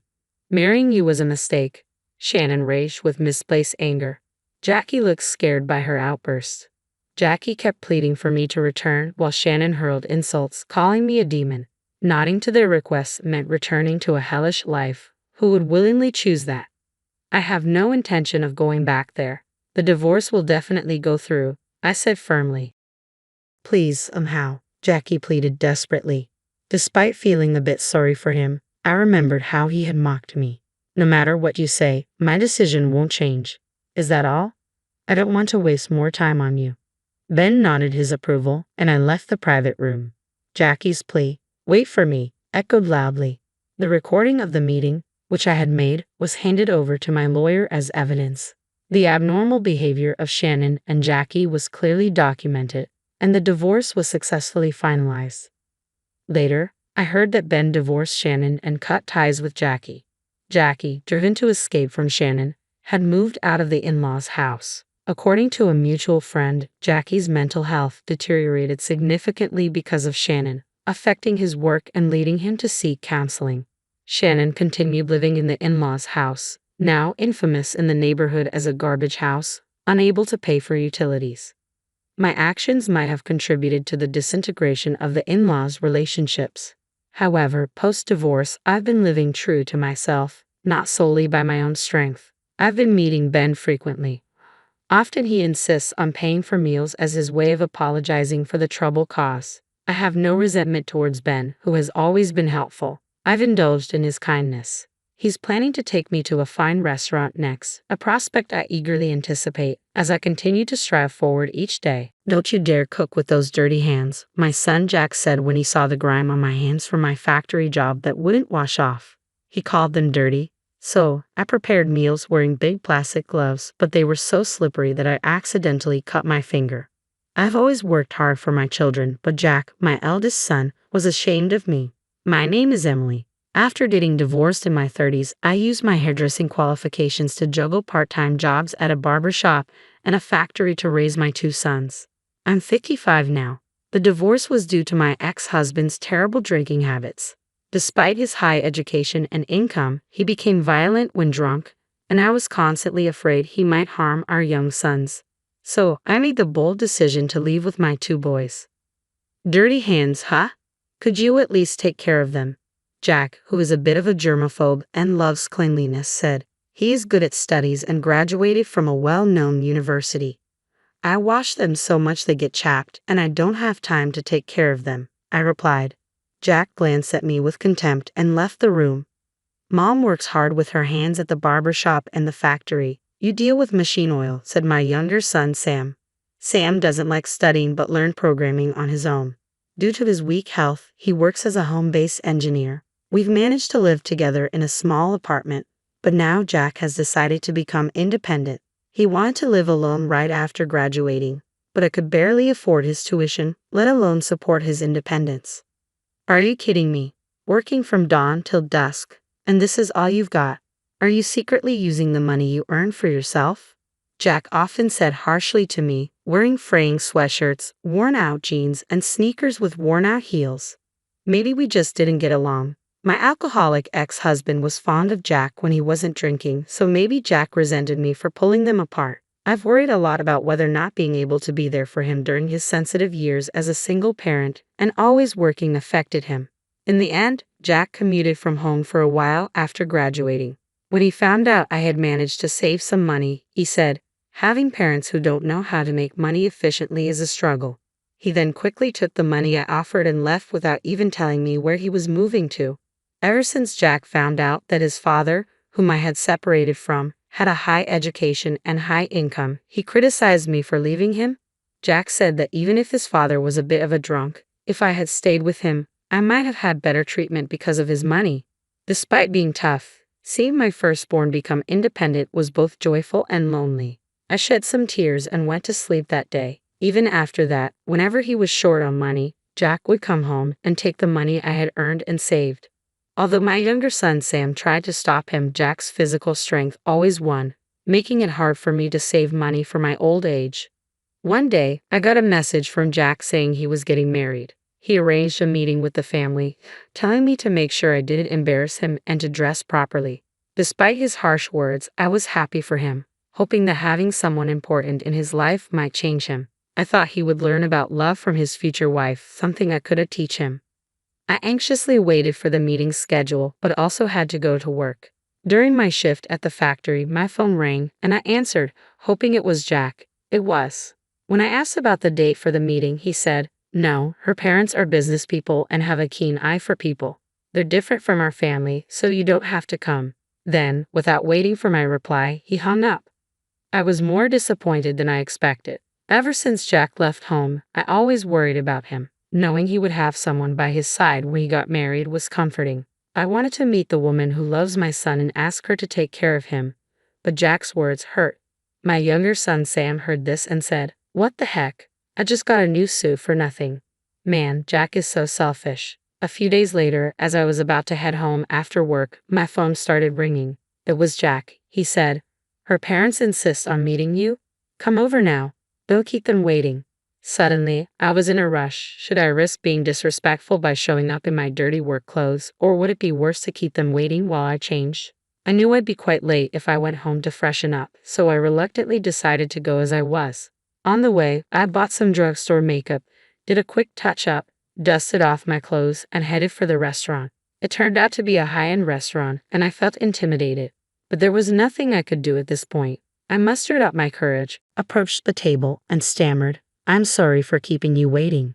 I'm Jack's mother, Emily. Thank you for this opportunity."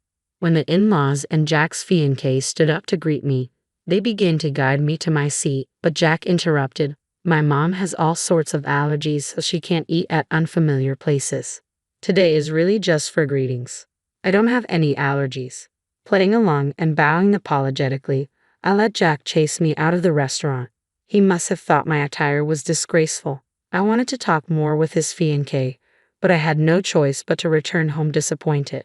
Sure enough, Jack called me the next day. "Why did you show up looking like that? That was embarrassing. Don't you know what a dress code is?" He scolded me harshly. Sam, who was listening to the conversation, snatched my phone and defended me, saying, "Mom was ready with a nice dress, and you're the one who told her she didn't need to come. Then you suddenly asked her to hurry over after work. What else was she supposed to do?" I took back the phone and said, "That wonderful restaurant indeed. I was out of place. I wonder if their parents were upset. They asked about where you work, what allergies you have, all kinds of things. Thanks to you, I was highly suspected." Jack continued, "I'm after inheriting the business her parents run. I don't know what the business is about, but it's good to be in a position where I can employ others. I don't plan to be employed by others at my current company forever, so don't get in my way." There were a lot of things I wanted to say to Jack as a parent, but I knew he wouldn't listen to me. It seemed like he thought a mother like me was an obstacle. In the end, he spat out his final words. "Low-income factory workers don't need to come to the wedding." I was shocked to hear this but said, "If that's what Jack wants, that's fine with me." Seeing one's child find happiness is the greatest joy for a parent. I wanted to celebrate this new beginning together, but if my son does not wish for it, it's probably best that I don't attend. When I ended the call with Jack, it felt like I was also severing the bond between parent and child, which was deeply saddening. I remembered the face of the young lady who would be his wife, to whom I could barely say a proper greeting. Her parents seemed refined and had a gentle atmosphere about them.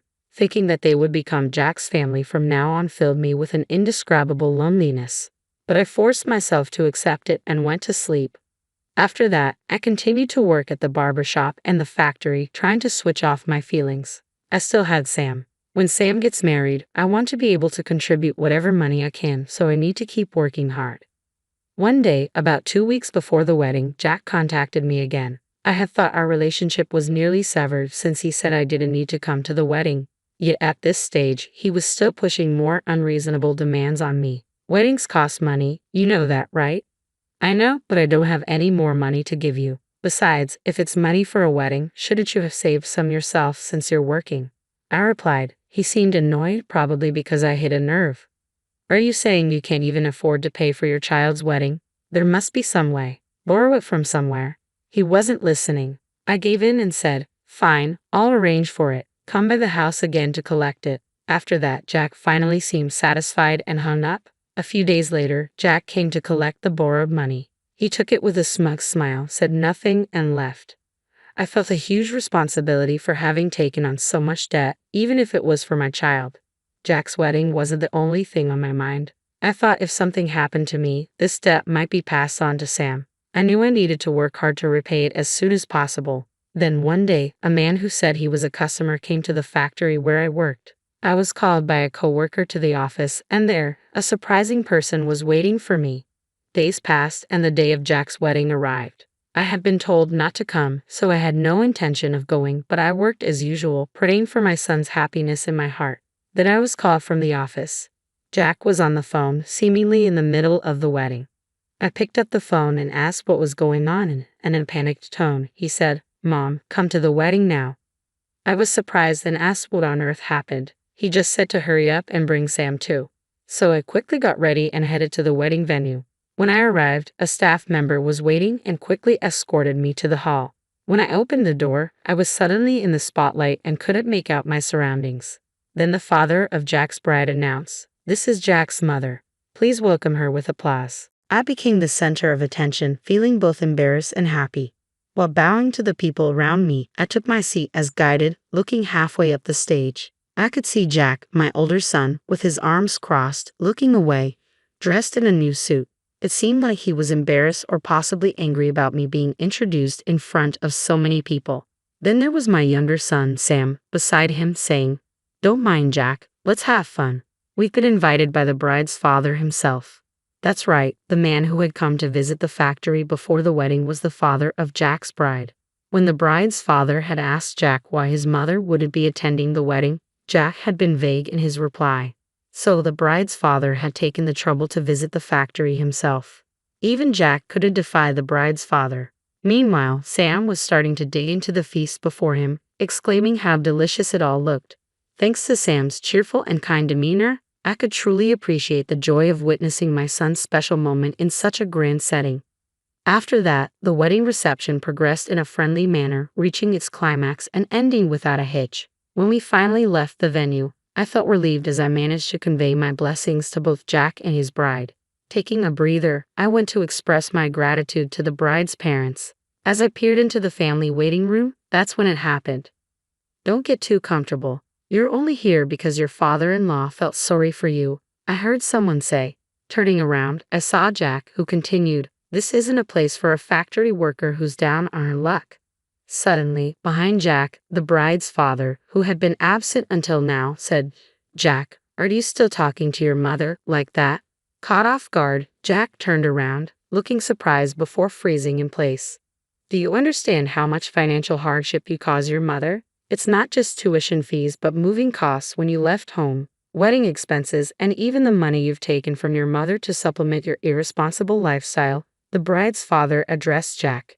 Jack couldn't respond to this. He just looked down, biting his lip. Then Sam, who was beside me, chimed in. You had Mom take out a payday loan for the wedding expenses, didn't you? $10 million wouldn't have been enough, right, Jack? No offense, but I did a little research about you, the bride's father said as he received a small paper bag from his wife standing nearby, then offered it to me. I accepted it, not knowing what was inside.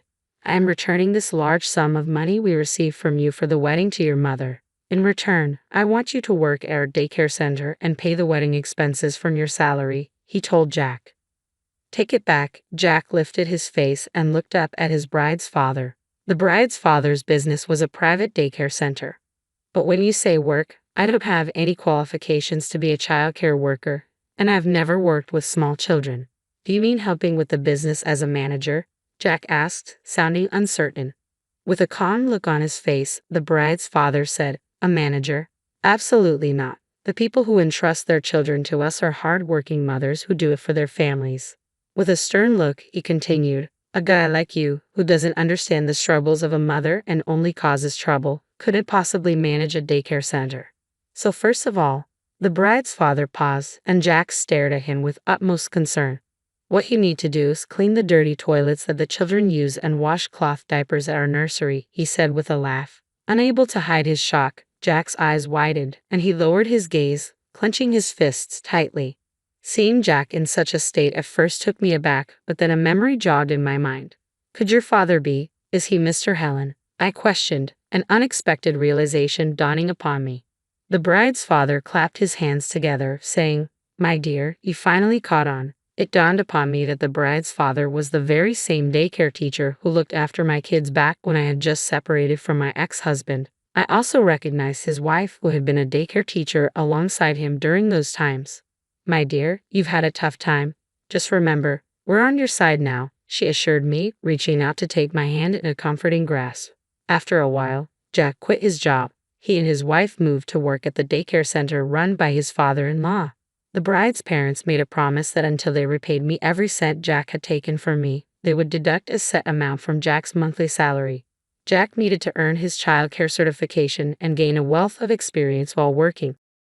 There's plenty of time before he'll need to take over my role, said Mr. Helen, the bride's father, smiling cheerfully. I looked at Jack, who wore a strange smile, and felt truly thankful to Jack's new family. I continued to work, encouraged and optimistic about the future. My name is Amanda, and I'm 28 years old. I've been married for 2 years to my husband, Tom. We met in university, and now he works in a corporate job. After graduating, I decided not to get a traditional job. Instead, I make a living by investing in stocks and trading foreign currencies. Even though I do well with this, my parents often tell me to get a real job. Tom understands my lifestyle the best and always supports me. We've been together since our university days, and he has always been the one I can share my true feelings with, especially because he isn't great at socializing either. I have parents and a younger sister, but they don't really get me and think I'm the odd one out. Because of this, we don't see each other as often as we used to. Tom's family includes his parents and his older brother, Jeff. When we visited Tom's family to announce our marriage, they asked many questions about my job. Tom always stood up for me, saying, Amanda is doing what she loves, and that's all that matters. Jeff, in particular, kept asking about my job. Annoyed, I told him I was a part-timer. Jeff arrogantly laughed and said, You should have just said that. Lots of college graduates can't find stable jobs these days. Jeff's attitude was irritating, but I didn't let it bother me because I wasn't marrying him. Even though Tom kept apologizing, having him by my side was what mattered most to me. Jeff, who constantly belittles me, is an associate professor at a university. I feel sorry for his students. Jeff is now getting married, and Tom and I have been invited to the wedding. The bride is the daughter of the university president where Jeff works. There were many guests invited to the wedding. Marrying the president's daughter certainly secures Jeff's future. When Jeff saw me at the wedding, he started mocking me again. It's embarrassing to have a part-timer as a sister-in-law, he said. I didn't understand what he meant until I checked the wedding directory and saw that my name was the only one left blank. Tom was about to confront Jeff, but I told him not to worry about it because I didn't care about such things. I don't mind, so don't start a fight over it, I said. Jeff smirked and said, That's right, a part-timer should keep a low profile. Don't ruin this celebration. He even told us not to serve drinks to the guests because it would be troublesome if they asked about my job. Just sit quietly, he said triumphantly, leaving us behind. Tom was still furious. I'm sorry my brother has been incredibly rude. Me husband, Tom apologized with near tears in his eyes, feeling guilty. I unexpectedly found myself apologizing too. I should be the one saying sorry. I didn't mean for you to be upset because of me, I said. Seeing me apologize, Tom finally managed to smile. At the wedding that day, Neither of us felt like celebrating Jeff and his wife. As Jeff had suggested, we decided to simply enjoy the delicious food. The food was extravagant, just as you'd expect from the wedding of the university president's daughter, and we thoroughly enjoyed it. The gifts were heavy, raising our expectations of something luxurious. But when we opened the box at home, we were stunned. Inside was a bowl with a portrait of Jeff and his wife. Even Tom, as the younger brother, was exasperated. He sighed and said, "This is the last thing we need. I don't want to see my brother's face, but we can't just throw it away, and it's not something we can use." But I thought of a way to use it immediately. "It's the perfect size and depth for a cat's dish. Can we use it for the cat's food? Would that be disrespectful to your brother?" Tom laughed and replied, "It's perfect for the cat's food. The idea of my brother and his wife being licked by the cat every day is refreshing." With Tom's approval, the gift bowl became our cat's dish from then on. A month later, I had to visit the university where Jeff worked. I hated the idea of running into Jeff, but I figured I'd be safe since the campus was large and I had to visit a different department. However, I bumped into Jeff right away. Seeing me, Jeff looked surprised. I quickly averted my eyes and pretended not to see him, but Jeff approached me and started shouting, "Why the hell are you here? I'm calling the police for trespassing." Jeff's loud voice drew a crowd of students. In front of them, he began mocking me. "What's a deadbeat like you doing here? Did you come to eat cheap lunch at the cafeteria?" Being shy, I fell silent, which seemed to amuse Jeff even more. He started telling the surrounding students, "This woman is a part-timer even after graduating from college. If you don't study hard, you'll end up like this." I could see the students giggling, and I felt like crying. Then a voice interrupted Jeff's rant from behind. Turning towards the voice, I saw a familiar professor and felt relieved. "What on earth is happening?" "She's my invited guest," the professor said. Jeff was momentarily taken aback but quickly retorted, "Isn't there some kind of mistake? This girl is just a part-timer." Another professor who arrived late and knew me corrected Jeff. "She is not a part-timer. She's a research collaborator in the economics department." Regardless of what the other professor said, Jeff seemed unconvinced. Ever since marrying the president's daughter, he's been condescending even to the older professors. The professor who invited me, thinking it was pointless to argue with Jeff, took my hand and led me away from the scene. As I left, the students also dispersed, but Jeff didn't seem amused. He followed me, barging into the room I had been led into. Despite the presence of many senior professors in the room, Jeff continued to ridicule me. "What's this about? She's a part-timer, right? Dumb walking girl. Don't wander around the university." Upon hearing his offensive words, the senior professors in the room began to shudder. In a panic, one of the senior professors ushered Jeff out of the room, but I could hear him whispering to Tom, "Your career is over, Jeff." Jeff didn't seem to care about what was said. After all, with the president in his corner, he had no fear. But at some point, the president had entered the room I was in. The president immediately apologized to me. "I am deeply sorry our associate professor has spoken out of line. Allow me to apologize on his behalf," the president said. The other professors also apologized to me. I responded that I didn't mind, though in reality, I was filled with rage, almost to my breaking point. However, I displayed mature composure. I had not planned to meet with the president that day, but he seemed to have come unexpectedly. I was conducting research with the professors of the economics department at this university on financial engineering. When I say research, I mean verifying whether or not the theory I use in my stock and forex investment operations is correct. Since my university days, I've been conducting financial transactions based on my unique theory. I've been exchanging opinions with a professor I met on social media.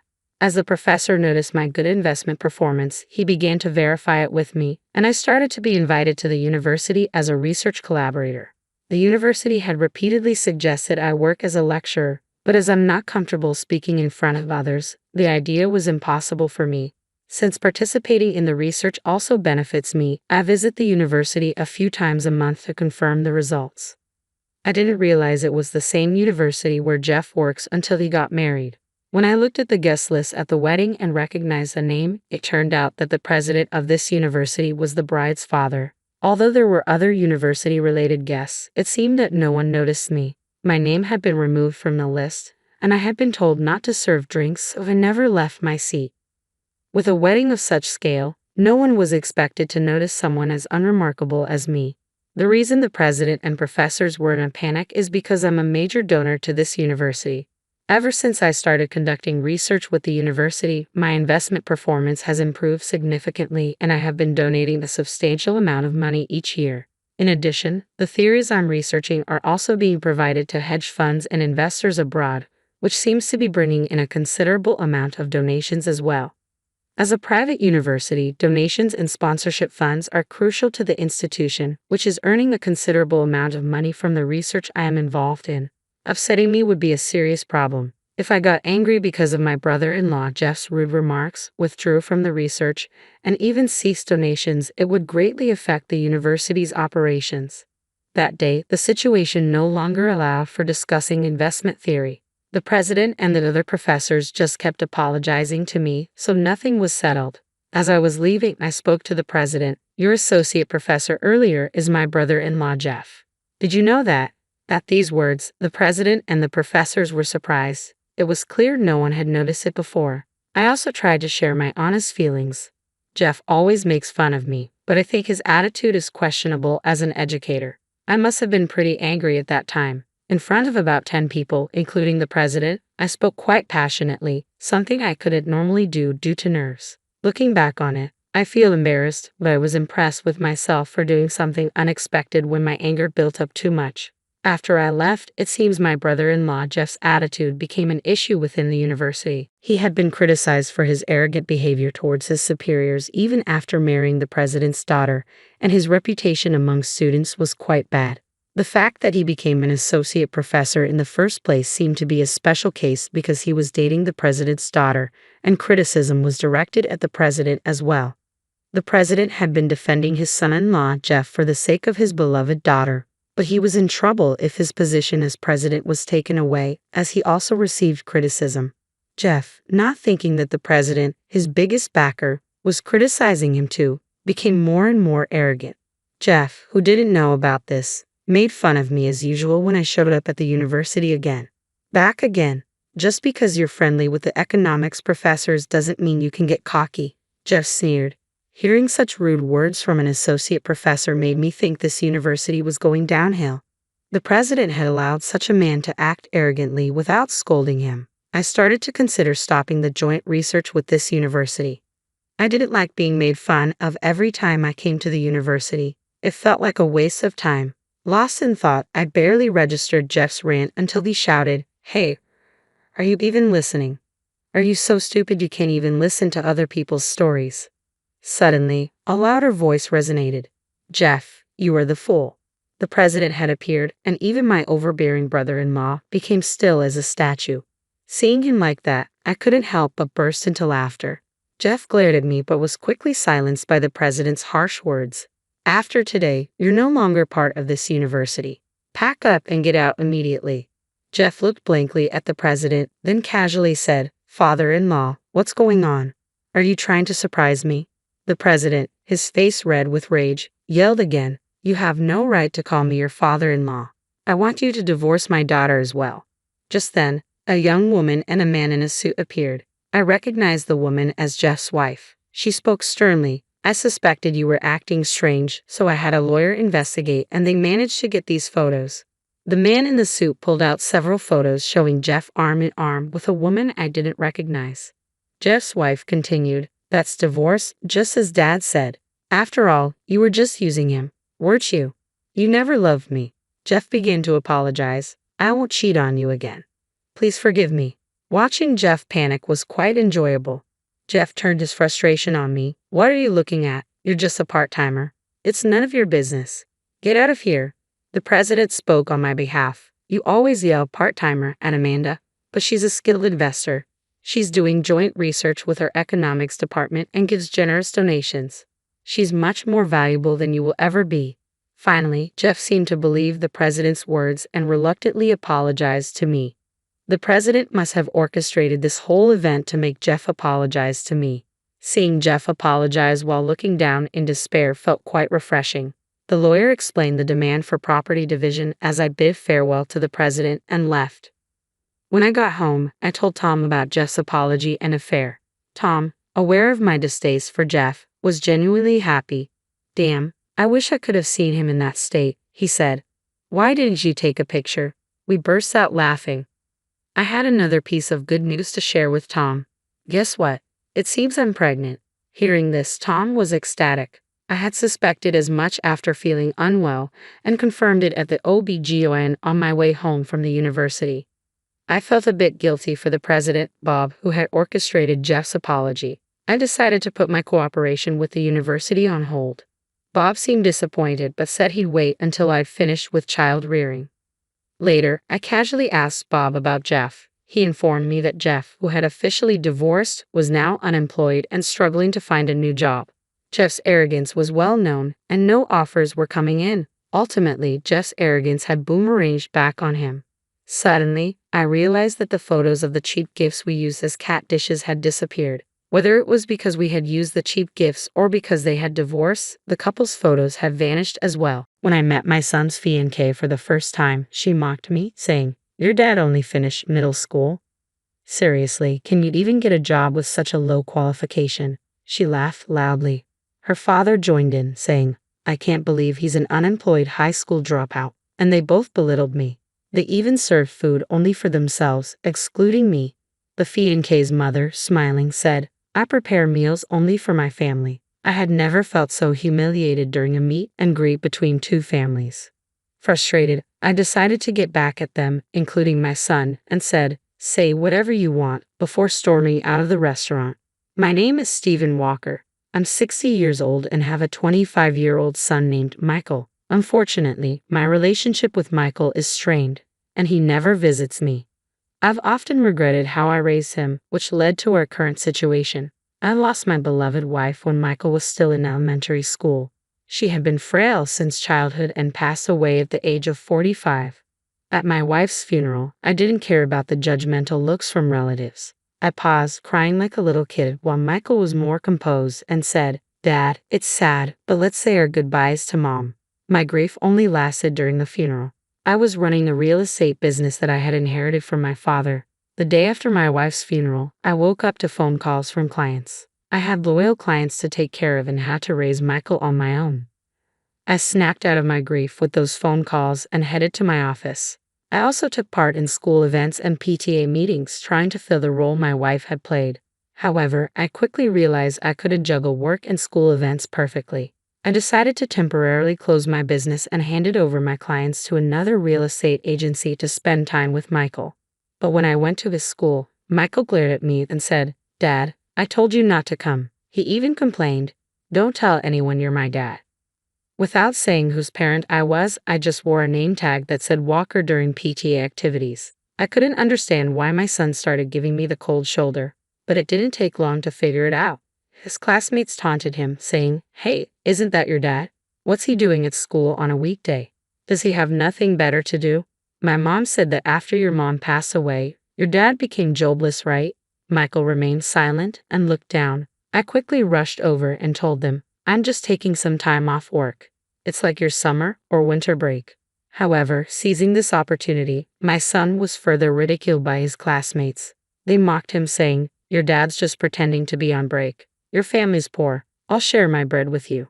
Michael grew more resentful and angry with me, saying, "Darn you, Dad. Talking to me just made me look even worse." As his classmates made fun of him, all I could do was look the other way. I can't remember how many times I cried alone, feeling pathetic. When Michael entered middle school, he started hanging out with delinquents. He slept over at friends' houses and stayed out late at gas station parking lots. Back then, cell phones weren't common, and it was rare for a middle schooler to have one. Michael came home less and less, and I had no idea where he was or what he was doing. All I could do was apologize when the school called about complaints from the nearby gas station. Whenever I went to Michael's school, he and his rowdy friends called me names like good for nothing and bottom of the barrel, throwing empty cans at me. Michael had become more violent, and I was scared to even talk to him, not knowing what he might do. I wish I had handled things better when he was in elementary school, but I had no idea how to communicate with a teenager. Michael skipped school, ran away during classes, and had rock-bottom grades. At a parent-teacher conference, they told me about a private high school where even Michael could get in. I was relieved. I hoped the new environment would help him calm down. Just as I hoped, after starting high school, Michael began to take his classes seriously. He studied hard, scored above average on tests, and even made it to college. But his disdain for me remained.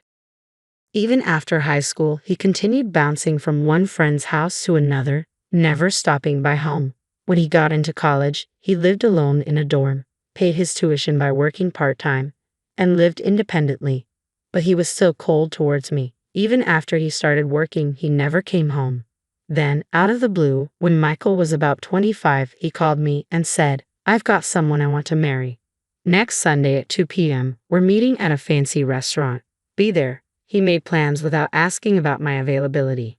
When I got mad, he said, "If you can't make it, don't bother," and hung up the phone. I had mixed feelings, but he's my only son, so I went to the restaurant at the time he told me.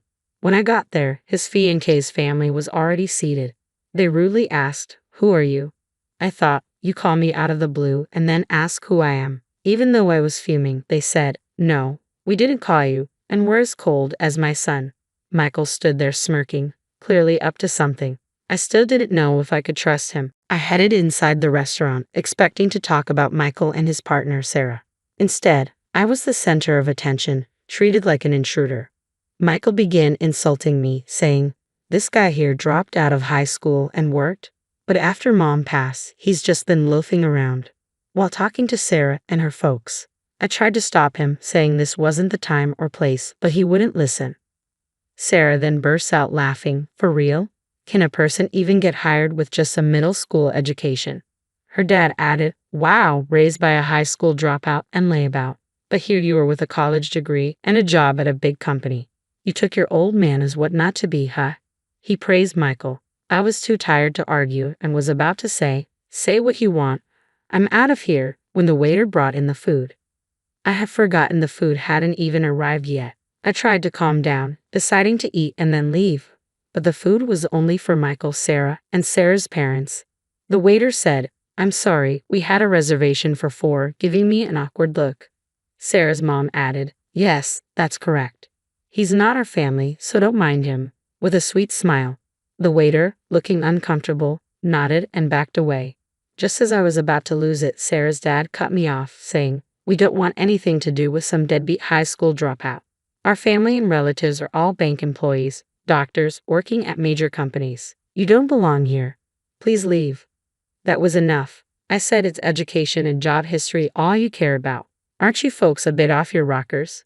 and got up to leave. Sarah's dad responded, "I work at Bank of America, where education and job history really matter for clients' trust. But of course, a layabout like you wouldn't know." As I was leaving, I said, "Oh my, you work at Bank of America, huh? That's quite impressive." They didn't hear me. The next day, I paid a visit to Bank of America, where Sarah's dad works. Being called a deadbeat by my son, his classmates, and his fiancé's family was enough. I must clarify, I'm not actually a deadbeat. After my wife passed away, I temporarily closed down the real estate business I was running. But it was just a temporary closure. I didn't shut it down for good. I switched to online management to prioritize my son's school events and PTA meetings. When I had a physical store, most of my clients were neighbors, but after switching to online management, I could serve customers from all over the country, like people living in small towns an hour's drive from the nearest train station, and even Americans living abroad.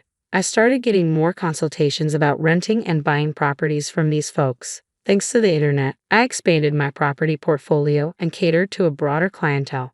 Running a real estate business online made things possible that seemed like a dream. Additionally, I was quite active in stocks and investments as a hobby. Currently, I have $50 million deposited in Bank of America, where Sarah's dad works. Upon arriving at the bank, I promptly requested to speak with the branch manager and explained everything that happened the day before. I said, "I was told by one of your employees that this bank operates on trust built on educational background and work history, so I've lost all trust in this bank because of that statement. Could you please proceed with the account closure?" The branch manager kept apologizing profusely and finally explained the account closure process, almost in tears. "Oh, I almost forgot about something important. There's this troublemaker who hasn't paid rent for the apartment I own for 2 years. I had been letting it slide, thinking he's my son, but no more. I mailed my son a notice demanding 2 years' worth of rent. 3 days later, Sarah's dad and my bonehead son came storming into my house. Why did you rat me out to the branch manager? That was underhanded, Dad. What's the deal with that notice? If you're the manager, cover for me, Michael said, fuming. I sighed and replied, I lost trust in the bank after learning about your practice of judging clients based on education and work history. Are you panicking because of what one person said? Do you have something to hide? And Michael, just because we're family doesn't mean you can skip paying rent. Pay your own rent, Sarah's dad shouted. Because you stirred the pot, I got a bunch of complaints from my clients. My boss chewed me out because of what you did. The nerve. Oh no, I didn't stir the pot. I just shared this story casually with my relatives and clients. I didn't tell them to close their accounts, I said with a smile. My son snapped. What clients, Dad? You're just a deadbeat, aren't you? You think a deadbeat could afford to build a huge house in a prime location and still maintain this lifestyle? I even did some renovations recently, I replied. Michael looked baffled. Huh? What's that? Did you go into debt or something? I'm really fed up with you. I took a break from my real estate job for a while and then switched to running an online business, which I'm still doing. How many times do I have to tell you I'm not a bum? I said. My son's face turned pale. What? I had no clue. I thought you were just working part-time. Sarah's dad started yelling, You're a real piece of work, keeping your occupation secret even from your own son.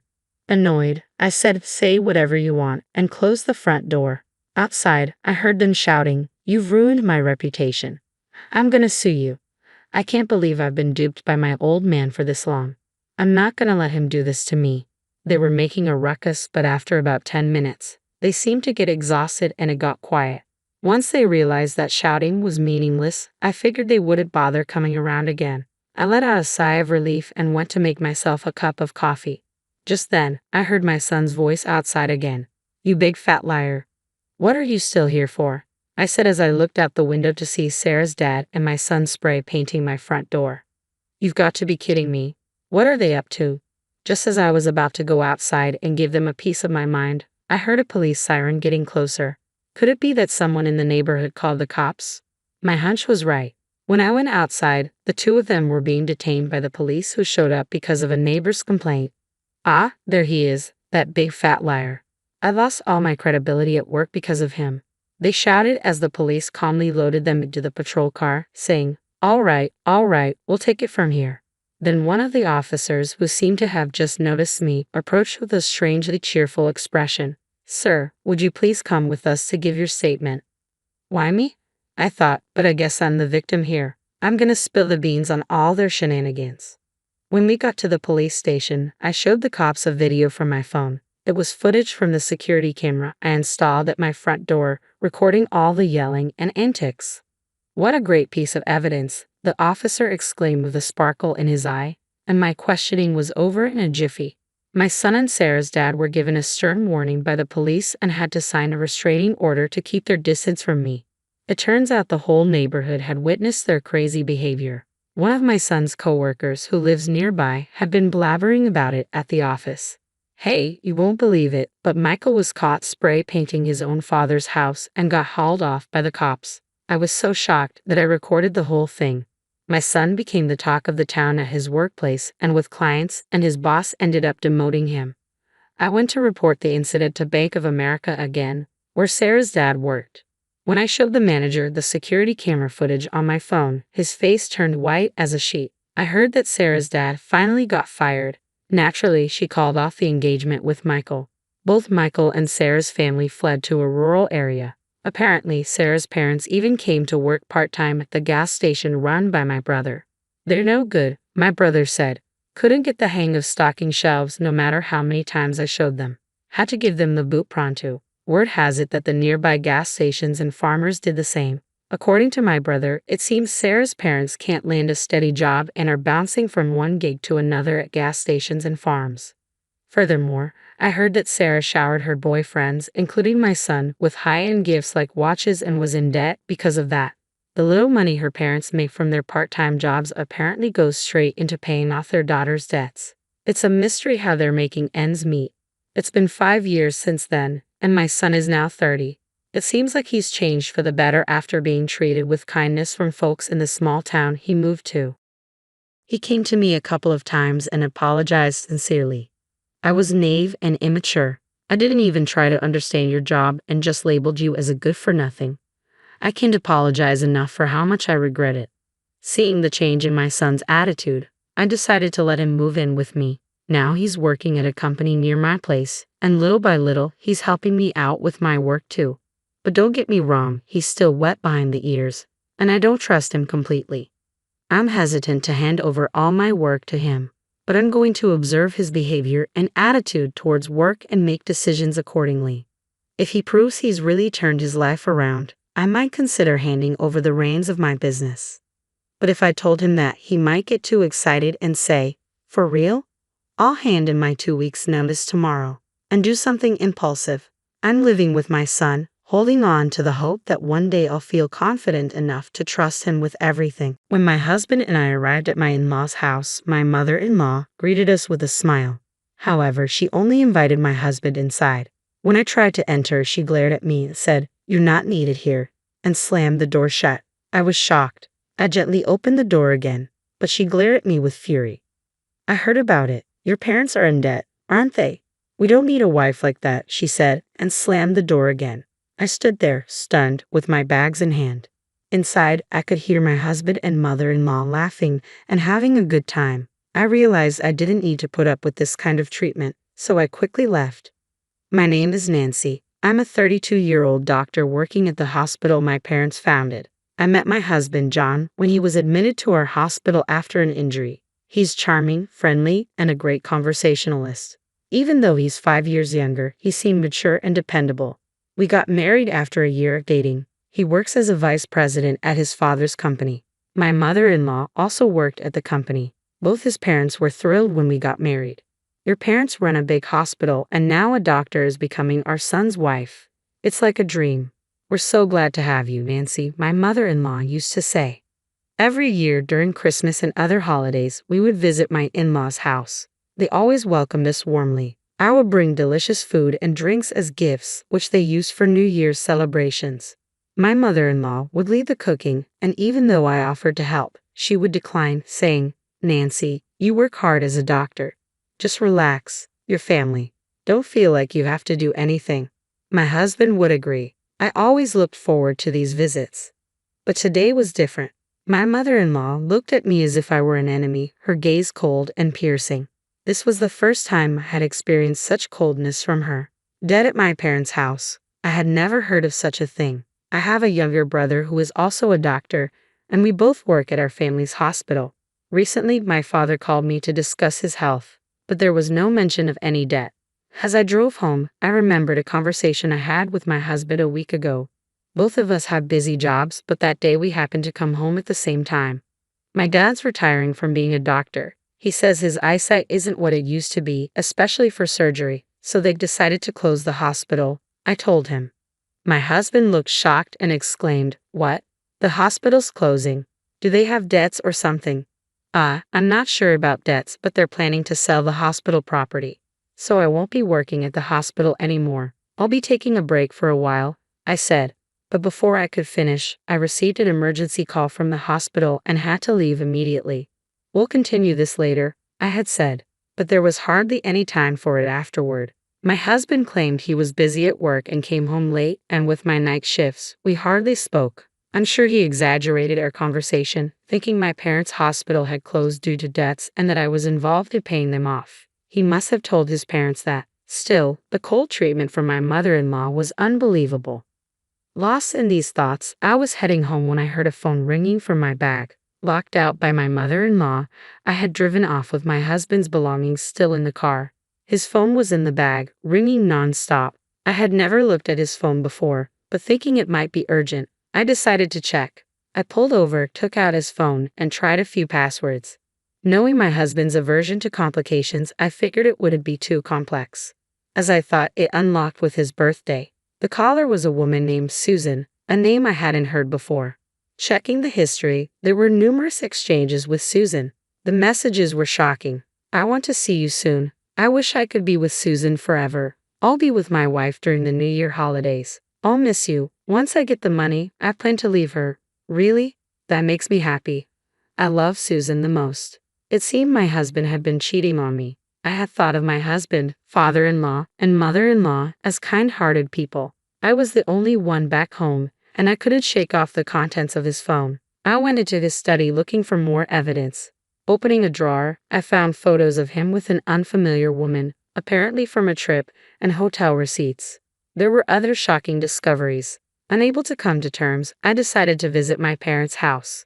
When I rang the doorbell, my mother opened the door, surprised. "Why are you here so late? You look pale. Are you okay?" Seeing her caring face, tears streamed down. Noticing my state, she wrapped me in a blanket. My father, sensing something was wrong, asked what happened. I told them about the in-laws and their unfair treatment. My mother was shocked and my father was furious. "It's so terrible. Ungrateful people." It turned out my husband's family business wasn't doing well. They often approached my father for financial help, which he provided, thinking of me. "Maybe you should play along for a while and see their true colors," my father suggested. It seemed intriguing at the time. The next day, I returned to my in-laws' house and shouted at the entrance, "I'm sorry for being an immature wife. Please let me in." I brought various gourmet ingredients and fine wine as gifts and finally gained entry into the house. My mother-in-law, seeing the luxurious gifts, smiled greedily. Behind her, my father-in-law and husband gave me cold stares. "We only treated you well because we thought you were the daughter of a prestigious hospital. Now that we know your family's hospital is drowning in debt, you'll work hard as a wife," she said. "Understood," I replied. From then on, the harassment towards me was relentless. "Come on, start cooking," she ordered, kicking me towards the kitchen. Using the ingredients I brought, I prepared dishes and served them. My father-in-law, mother-in-law, and husband eagerly began eating. "Hey, we're out of wine. Bring the next bottle. You're so inattentive. Is this all you cooked? You might be a smart doctor, but you're a terrible housewife," they complained, though they finished every dish. When they were done and I tried to eat, my mother-in-law slapped my hand, causing my fork to drop. "What are you doing sitting? You think you're eating with us? Housekeepers eat leftovers in the kitchen." "So, I'm a housekeeper now?" I asked. "How dare you talk back? With all your family's debt, John, do you feel the same way?" "I never liked your arrogant attitude, Nancy. I tolerated it because I thought your family was wealthy." "Listen to Mom. I'll keep you around as a housekeeper," he replied. Hearing my husband's true feelings, I was stunned. I had hoped he was just going along with his parents, but that hope was shattered. He had married me for my family's supposed wealth and had been pretending all along. I realized that my husband's current behavior was his true nature. I ended up eating leftovers in the cold kitchen and was left with a mountain of dishes. "Save water and wash with cold," they demanded. Washing dishes with icy water in the freezing winter was cruel. It was so cold that my whole body trembled. For sleep, my mother-in-law pointed to a shed with no heating or bed. "Where is the bed?" I asked. "What, you think you're getting a bed? There are old towels and cardboard in the shed. Make do," she replied. I understood their true nature. Thankfully, I had recorded their abusive words. I had no more business in this house. That night, in the freezing shed, anger towards my father-in-law, mother-in-law, and husband kept me warm. I'll never forgive them. Late at night, after they drunkenly passed out, I drove back to my parents' house. After a good night's sleep, as I was packing the next morning, the door burst open. My mother-in-law and husband stormed in. "You think you can just leave without making breakfast? What's the meaning of leaving your husband behind?" they demanded. Their contemptuous looks were terrifying. It seemed my father-in-law was at work, but my husband and mother-in-law had come to berate me further. "I am done with both of you," I said. "You dare talk back to your mother-in-law and husband? You're even worse than I thought. We can divorce if you want, but if you initiate it, you will pay compensation. Maybe you can sell the hospital's land. It should fetch a good price." "We'll take that," my husband sneered. "That's a good idea," I said sarcastically, but my husband just smirked, thinking he had the upper hand. Then he threw a paper at me. It was a pre-filled divorce application. "If you don't do as I say, I'll use this," he threatened. "Good, this clears things up for me. What, you thought I would beg you not to leave? You think a bankrupt hospital and drowning in debt have no choice but to cling to you, right?" I said. He was completely mistaken. While it's true my father retired and closed the current hospital, we plan to relocate to a new facility near the train station. My brother and I would work there with me as the director. Far from being in debt, we had more than enough assets. Upon hearing this, my husband and mother-in-law turned pale. That's a lie, right? You deceived me. My husband stammered. I tried to explain, but you didn't listen and jumped to conclusions. So, your family is still wealthy then? My mother-in-law mumbled, panicking. Can we forget everything that happened yesterday and today? We have always been on good terms, right? She pleaded. After all the insults, she now wanted to forget everything. It was laughable. I'm shocked that you have spewed such terrible abuse at me and now ask me to forget everything. Remember, I'm just the housekeeper, right? No, that was a misunderstanding. I'm sorry, please let it go, my mother-in-law pleaded. It's too late. I know your true feelings. By the way, my father will be taking back the $100,000 he loaned to your company. What? How did you know about that? We don't have that money. My husband started to panic, realizing the gravity of his mistake. Nancy, I'm sorry. I should have defended you from Mom. I promise to protect you from now on. You mean protect Susan, right? How did you know about Susan? You were cheating while pretending to work late. I have all the evidence. I showed him the photos and email exchanges on my phone. He stared at the evidence, sweating profusely. You will be the one paying compensation. Susan was just a fling I met at a bar. I'll break up with her. Please forgive me. He began to apologize, looking pitiful as he drooled onto the floor, making him look miserable. That's not all. I showed him a photo of a life insurance policy taken out on me and a detailed pamphlet about car maintenance with a marked section about tampering with car brakes. You not only wanted my family's money but also my life. I have consulted the police so you can't harm me anymore. My company's in trouble. I need the money. Please help me. Don't joke. We'll communicate through lawyers from now on. I never want to see your face again. As he lunged at me, my father and brother emerged from the back room, grabbing his arm and protecting me. My husband, pinned to the ground, cried while my mother-in-law stood there stunned.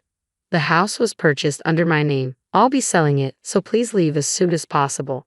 My husband and mother-in-law, who always had an excuse not to leave, were sadly sent away by my brother. After that, I got a divorce. I received compensation from my husband and the woman he cheated with. He kept begging to get back together, but when I threatened to consult the police due to his persistence, he stopped coming around. Through a lawyer, I demanded repayment from my father-in-law's company, and the $100,000 my father had lent was safely returned. My father-in-law's business, already struggling, went bankrupt with a lot of debt. My father-in-law, mother-in-law, and husband now live in an old apartment, juggling multiple part-time and day jobs but can't seem to keep up with their debts. I work as a director of a newly built hospital with my brother's help. We are dedicated to helping those suffering from injuries and illness. It's fulfilling every day. I bought a comfortable apartment near the hospital and am enjoying living my own life. Mom collapsed. The sudden message from my daughter, Lily, hit me hard. I had divorced a year ago, and my 7-year-old Lily was living with my ex-wife, Susan. I received a call from Lily saying that Susan had gotten very thin and was now in the hospital. Lily, what's going on? I send $2,000 every month. Why is this happening? I asked. Daddy, please help Mom, Lily cried, hearing her heart break. I left work early and rushed to the hospital where Susan was admitted. I prayed for their safety as I took a taxi there. When I arrived, I found my crying daughter and my mother-in-law. Susan was lying in bed with her eyes closed, looking like she was asleep. How is Susan? I asked my mother-in-law. It's a mess. She's hospitalized for malnutrition. Pills are piling up, she replied. Malnutrition? She said she was on a diet and hardly ate. I told her many times to eat more. I can't believe she hadn't been eating properly until it came to this. Daddy, will Mom be okay? Lily asked. Yeah, she'll be fine. She'll rest in the hospital and we'll be back to normal soon, I reassured her. Really? Lily clung to me, shedding quiet tears, and a faint smile appeared on her face, maybe comforted by my presence. But I noticed something was off when I held her. Has Lily slimmed down too? I wondered. That's what kids are like during their growth spurts, my mother-in-law said. I deeply regretted not being aware of Susan's and Lily's well-being. I was the cause of our divorce. Back then, I was a busy salesman at a major corporation and hardly came home, leaving everything about the house and our daughter to Susan. I neglected my responsibilities as a husband and father, which made Susan so upset that she asked for a divorce. After that, Susan and Lily moved back to her parents' home. where her father and stepmother lived. They got married late in life, fearing loneliness in old age. Susan said she worried about being a burden by returning with her child, but her parents welcomed her warmly. Out of my own will, I sent them $2,000 every month, hoping they would live comfortably. Being too focused on work, I was the reason for our divorce, so I decided to do everything I could for them. After the divorce, our relationship wasn't bad. We often contacted each other, and I learned a lot about my daughter who had just started grade school. However, for the past 6 months, I have been so busy that I hadn't contacted my ex-wife. I wondered what had happened to Susan during this time. I was deep in thought as I looked at Susan lying on the bed, looking so thin. Isn't this a bit too much for a diet? I wonder why she wanted to lose weight so much. Well, who knows? Maybe she found someone she likes. She's still young after all, my mother-in-law said. James, you can go home. I'll take care of Susan, she added. I understand. I'll head home for today. It must be hard staying with her. How about you, Lily? Do you want to come to my place? Huh, really? I want to go with you, my daughter said happily, squeezing my hand. My mother-in-law quickly responded, I'll take care of Lily here. You're busy with work, James, and Lily needs to go to school. But Lily says she wants to go. I can drop her off and pick her up from school. You're busy and it's hard for you to take care of her. Plus, you don't even have custody, she reasoned, leaving me at a loss for words. I see. In that case, when Susan wakes up, could you ask her if she'll let me take care of Lily while she's hospitalized? Regardless of what you say, she's still my daughter, I said, apologizing to my disappointed daughter. I bowed to my mother-in-law and left. Looking back, I regretted not insisting on taking her home right then. Several days passed since Susan was hospitalized. One day after work, I returned home to find my daughter there. Lily, did you come here all by yourself?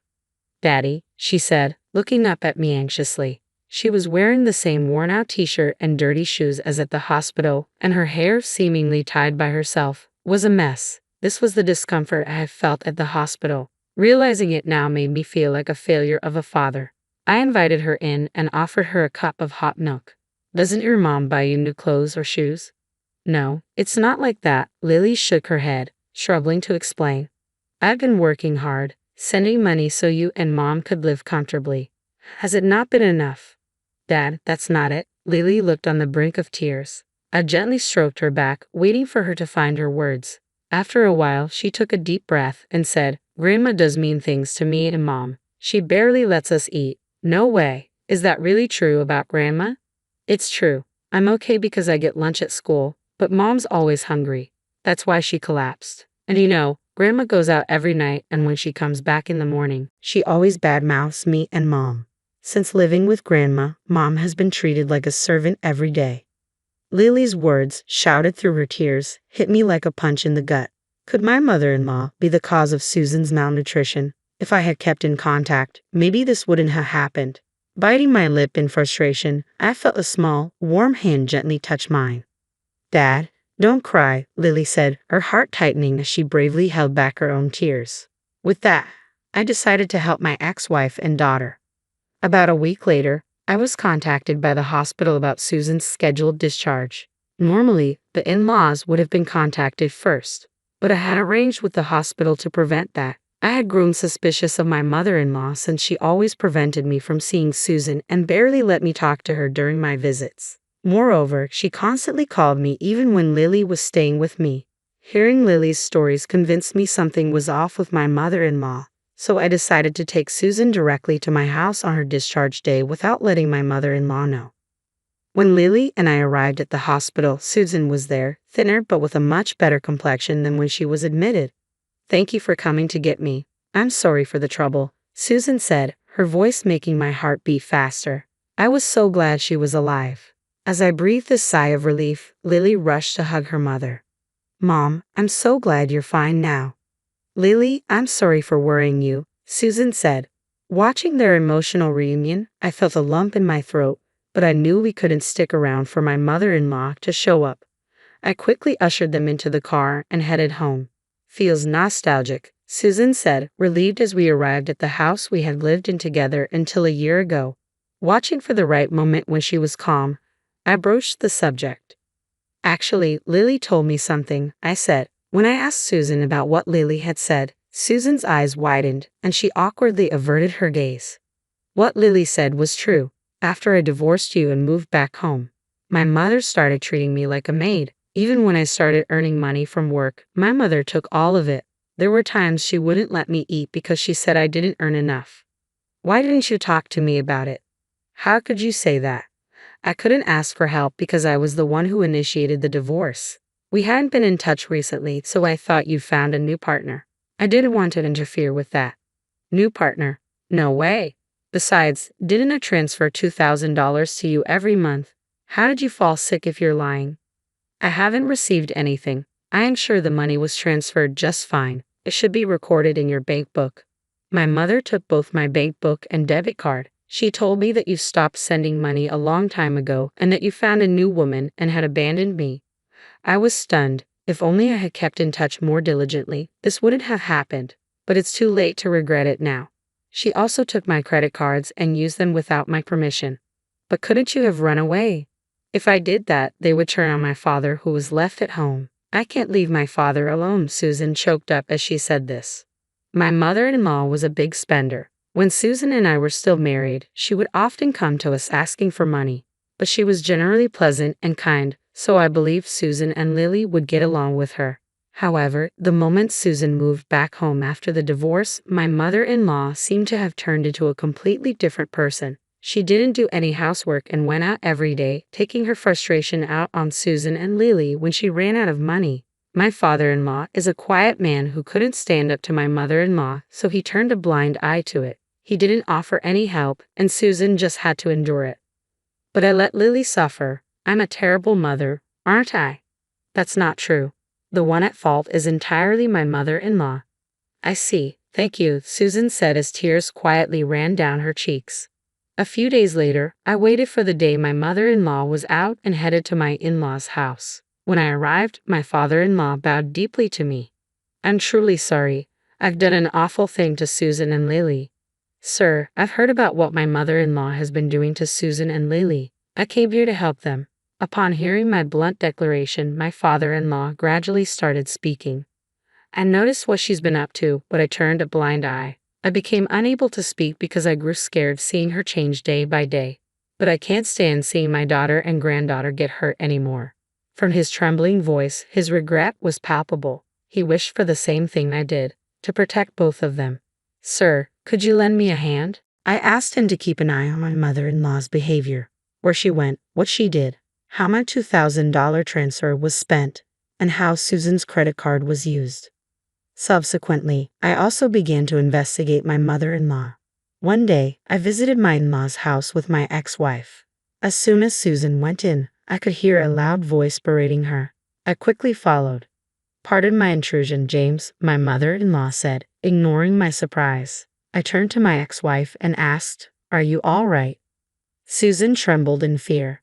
Rubbing her back, I turned my gaze towards my mother-in-law. She froze for a moment, then hastily said, Oh, welcome. What brings you here so unexpectedly? I just dropped off little Lily at school. Thought I could come over to discuss some matters regarding Susan and Lily without having Lily present. Hope I'm not intruding. Oh, a discussion about what, I wonder? As you can see, we're getting along quite nicely. Saying that, my mother-in-law tapped Susan's shoulder, causing Susan to clearly show her discomfort. Already seated on the living room sofa was my father-in-law. I pulled Susan close and sat down nearby. I've been transferring money to Susan's account to help out even a little bit after our divorce. Is it true you are using up all the money? What? What money? I know nothing about it. Susan's probably trying to cover up her frivolous spending by blaming me. What a terrible daughter. As expected, my mother-in-law pretended not to know and even tried to shift the blame onto my ex-wife. She probably thought she could brush it off. But I exchanged a glance with my father-in-law, who quietly nodded. From here, the reprisal began. That's odd. You said that $2,000 every month, but you told Susan that I stopped sending money and had abandoned her and our daughter, right? My mother-in-law started trembling as I spoke those words. Teeth, that's what I heard from Susan. I didn't have control of my bank books or cards. You took them all, Susan said. I couldn't possibly know about it. Besides, you've been using my credit card too, haven't you? I've received the receipts. What have you been using Susan's credit card and the $2,000 you receive every month for? Our questioning made my mother-in-law shake her head, insisting she didn't know. Of course, we expected her to play dumb. In the midst of this, my father-in-law brought something out from the back of the room. Stop lying. What do you mean? Do you suspect me as well? My enraged mother-in-law asked as my father-in-law pulled out a few photos. So that's where you've been going every night. You seem to have a favorite host at the nightclub. It appears you've been having a grand time using James's money and Susan's credit card. How did you? My father-in-law and I looked into everything. Although we only had to follow you around since you were so careless, we figured out everything without much investigation. What's wrong with using my daughter's money? I should be allowed that much. Furthermore, it seems that wasn't enough money for you. You've been tricking money out of widowed men like my father, almost akin to marriage fraud, haven't you? Shut up. It's the victim's fault for being fooled. My mother-in-law brazenly shrugged off the evidence. I thought this man had money when I married him, but it turns out he didn't have much. Luckily, my daughter Susan has been a great contributor. Haha, men at the local senior centers are so easy. All it takes is a soft voice to have them smitten. Hearing this, my father-in-law's jaw dropped. Susan and I were at a loss for words. We're calling the police. No, anything but that. At the mention of the police, my mother-in-law turned pale, but I went ahead and called them. Why would you call the police? This isn't looking good for me. So you're aware that what you've done is wrong. Just don't call the cops. I apologize for everything. Forgive me. Judging from your attitude, it seems like you've done this before. Don't worry, we'll have the police conduct a thorough investigation. My mother-in-law, pale-faced and shaking, was taken away by the police officers who arrived shortly after. When it was all over, it felt like a weight had been lifted off our shoulders. I gave Susan a warm smile. With tears in her eyes, she gave me a gentle smile in return. Apparently, my mother-in-law was arrested on charges of marriage fraud, and several people are demanding she repay their money. Naturally, my father-in-law divorced her and sued her for the emotional distress inflicted on the family from her harassment. Susan also claimed $50,000 in damages for the misuse of her credit card. Of course, I'm also demanding she return all the money I transferred. My mother-in-law, who is now behind bars, doesn't seem to have an easy life waiting for her when she's out. As for me afterwards, I said to Susan, please marry me again. This time, I'll protect you and our daughter. I won't make you cry anymore. We had once led a misguided marriage life, but this incident made me realize the importance of my ex-wife. Hearing my words, Susan cried, thanked me, and held my hand tightly. Now our family is starting a new life. This time, I will protect this happiness thoroughly. My name is Vicky, and I'm 35 years old. I run an Italian restaurant that started as a small secondhand shop. After 10 years, it's now a popular place. We've moved to a bigger, better location, and I have about 20 staff members. My husband, Lee, is 38, and we've been married for 5 years. Lee was one of our regular customers when the restaurant was still small. At first, I thought he was just trying to get attention, but as he kept coming, we became friends. I had a boyfriend at the time, but we broke up because he cheated on me. Lee's cheerful personality helped me a lot during that tough time. Eventually, Lee and I started dating, and our relationship went smoothly. We introduced each other to our families, and getting married felt like the next natural step. Lee started helping out at the restaurant when we got engaged. After our wedding, he quit his job and joined the restaurant full-time. With his background in business and finance, he became like a manager, and I rely on him a lot. We thought about moving to a new home after we got married, but decided to stay in the house where I had been living because it's close to the restaurant. We often hear about couples who work together having disagreements, but I feel very happy both at work and at home. However, I have a concern about my mother-in-law. She has a poor sense of money and often wastes what she has. She frequently comes to the restaurant asking for money and food, saying she doesn't have enough to buy food for the month. I'm really in trouble, just lend me $100. I'll definitely pay you back at some point. Mother-in-law, you said the same thing last time. You haven't paid back the money I've lent you so far. I can't lend you anymore. Oh really? Well, I'll just take the leftovers from the restaurant for a while. I can't do that either. We have a policy against taking home the leftovers, and we try to minimize food waste. How heartless can you be? We're family. You could give me something secretly. What am I supposed to do now? Isn't Lee the owner here? That makes me like the chairwoman, right? You're not the person to talk to. Bring out my son. No, that's not correct. I am in charge of the restaurant, and Lee is out on other business. You're causing inconvenience to the other customers, so could you please leave for today? I will ask Lee to contact you later. My mother-in-law always behaves like this and doesn't listen to me. Although Lee is technically an employee under me, she thinks he owns the restaurant. Lee's family used to run their own business, but his parents mismanaged their finances. They spent the revenue on their salaries and bonuses, and his mother spent extravagantly on trips and luxury goods, leading to huge deficits.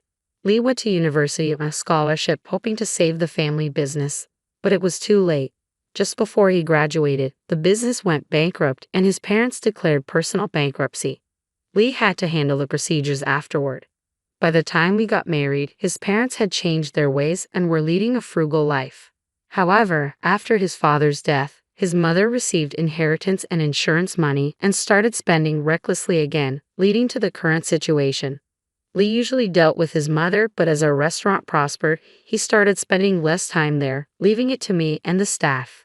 Sometimes, his mother would show up unexpectedly, like today when Lee wasn't at work, leaving me to deal with her. One day, I left the restaurant to check out a rival store across the street. While eating and observing the surroundings, I spotted Lee outside the store, arm in arm with an unknown woman. I quickly paid my bill, abandoned my meal, and rushed outside with my heart pounding. I discreetly followed them, thinking there must be some mistake, but then, to my dismay, I watched them enter a motel, laughing happily. The shock left me in a daze, but soon, anger began to well up. Instead of confronting Lee right away, I decided to gather evidence. I hired a private investigator who collected proper evidence that could be used in court if necessary. The investigation revealed that Lee had been frequently meeting this woman while neglecting work. Once I had the evidence, I confronted Lee. Lee, are you hiding anything from me? What are you talking about? Of course not. I wanted to believe that, but can you explain this? I handed him the envelope containing evidence of his affair. Upon seeing the contents, Lee turned pale. When did you get this? I had a private investigator look into it. I can't believe you've been fooling around instead of working. You're quite the paycheck thief. How are you planning to make up for this? Vicky, please calm down. Let's talk about this. It was just a fling, a moment of weakness. I only love you, Vicky, and I'll break up with her. Forgive me. The shop needs me, right? You know I can't stand people who cheat. Right. We promise each other never to cheat. There's no convincing me when someone breaks that promise. Following our conversation, Lee and I decided to get a divorce. Since I've been living in this house since before our marriage, Lee will need to move back to his parents' house or find a new one by the end of the month. But even though we decided to divorce, I can't fire Lee without cause. Even if Lee voluntarily resigned, someone would need to take over his duties, especially the financial aspects he was solely responsible for. Moreover, I had already planned to go on a business trip for negotiations the next day, so I had to leave the shop in Lee's hands. I couldn't have predicted the outrageous events that were about to unfold. The negotiation went smoothly without any major hitches. When I checked my phone, there was an SMS waiting for me. Assuming it was from an employee or someone else, I opened the message to find it was from my mother-in-law. I heard from my son you're getting a divorce. I'll be moving in with my son, so you'll need to move out. I'll throw out your belongings, so keep that in mind. As compensation for all these years, hand over the restaurant. I'll take the car too. Stunned by the message, I immediately called my mother-in-law. However, I was greeted with an automatic response stating that my call couldn't be connected due to the customer's request. Blocking my call, even when I tried to call via WhatsApp, it would ring for a while before getting disconnected, showing no response. The messages weren't marked as read, so it seemed like she had blocked me on WhatsApp as well. I tried to reach out to the shop too, but couldn't get through as it was lunchtime and busy. Unable to bear staying where I was, I decided to rush back to the restaurant. Meanwhile, my mother-in-law, as she had declared she would do, had thrown away all of my belongings in the house, taken my luxury car for a joyride, and was heading towards the restaurant. When my mother-in-law arrived at the restaurant, she barged into the back office, ignoring the protests of the staff. Ma'am, please go back to the customer area. This area is off limits to anyone not employed here. What are you talking about? I'm the parent of the owner here, which basically makes me an owner too. Some of the employees who remembered her took action, gathering the male staff and calling the manager. One of the employees called me on my cell phone. Vicky, it's an emergency. The manager's mom is claiming that she's the owner of this place and she's entered the back office. She went there, huh? I'm on my way now. I'll be there soon, so just try to hold her back.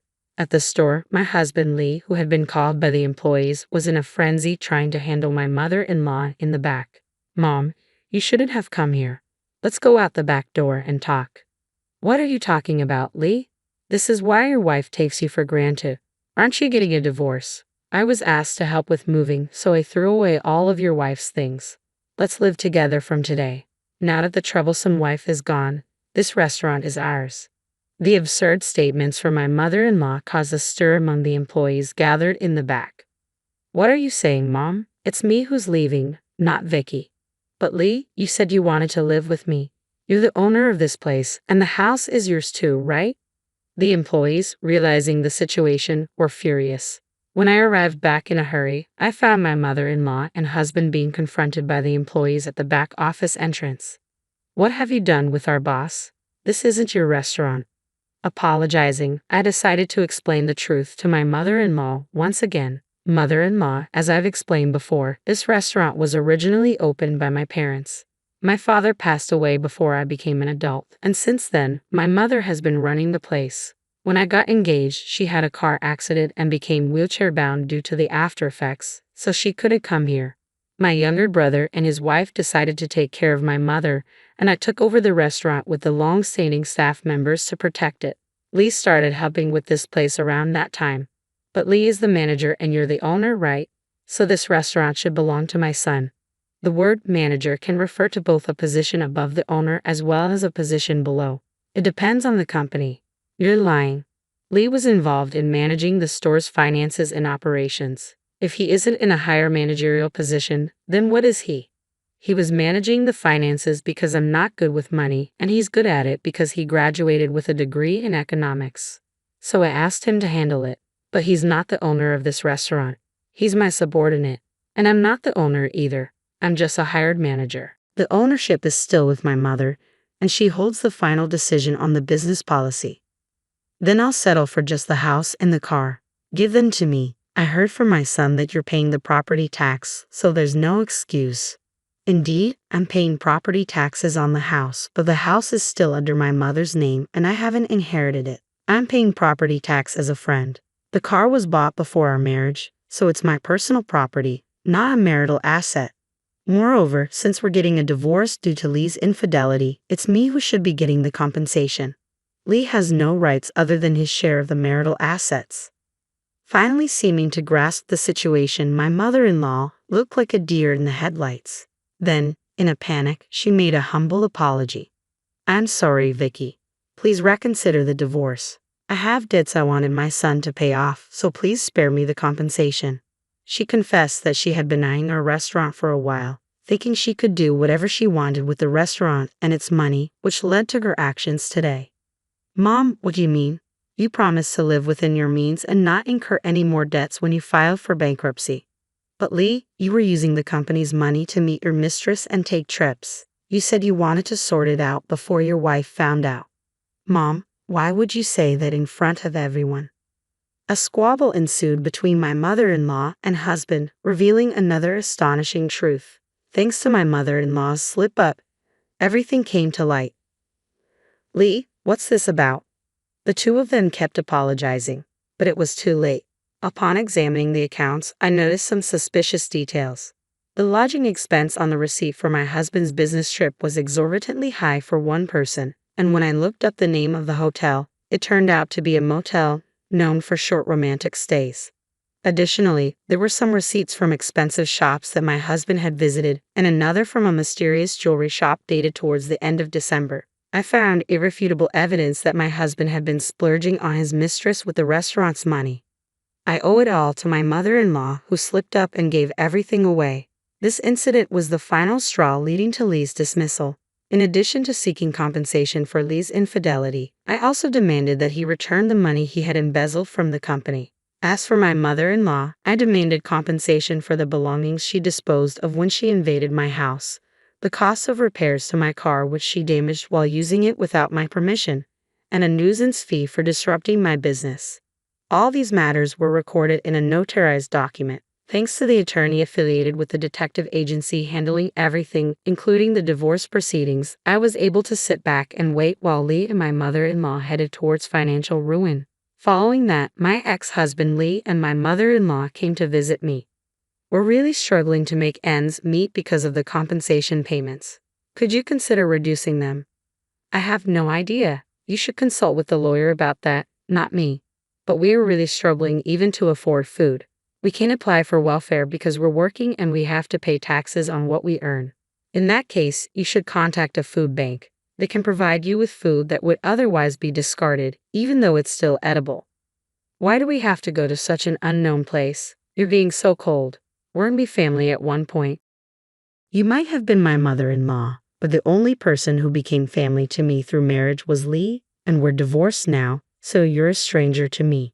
Besides, you did such terrible things to me, and I have no obligation to help you. If there's anything regarding the compensation payments, please communicate through the lawyer from now on. I'll call the police if need be.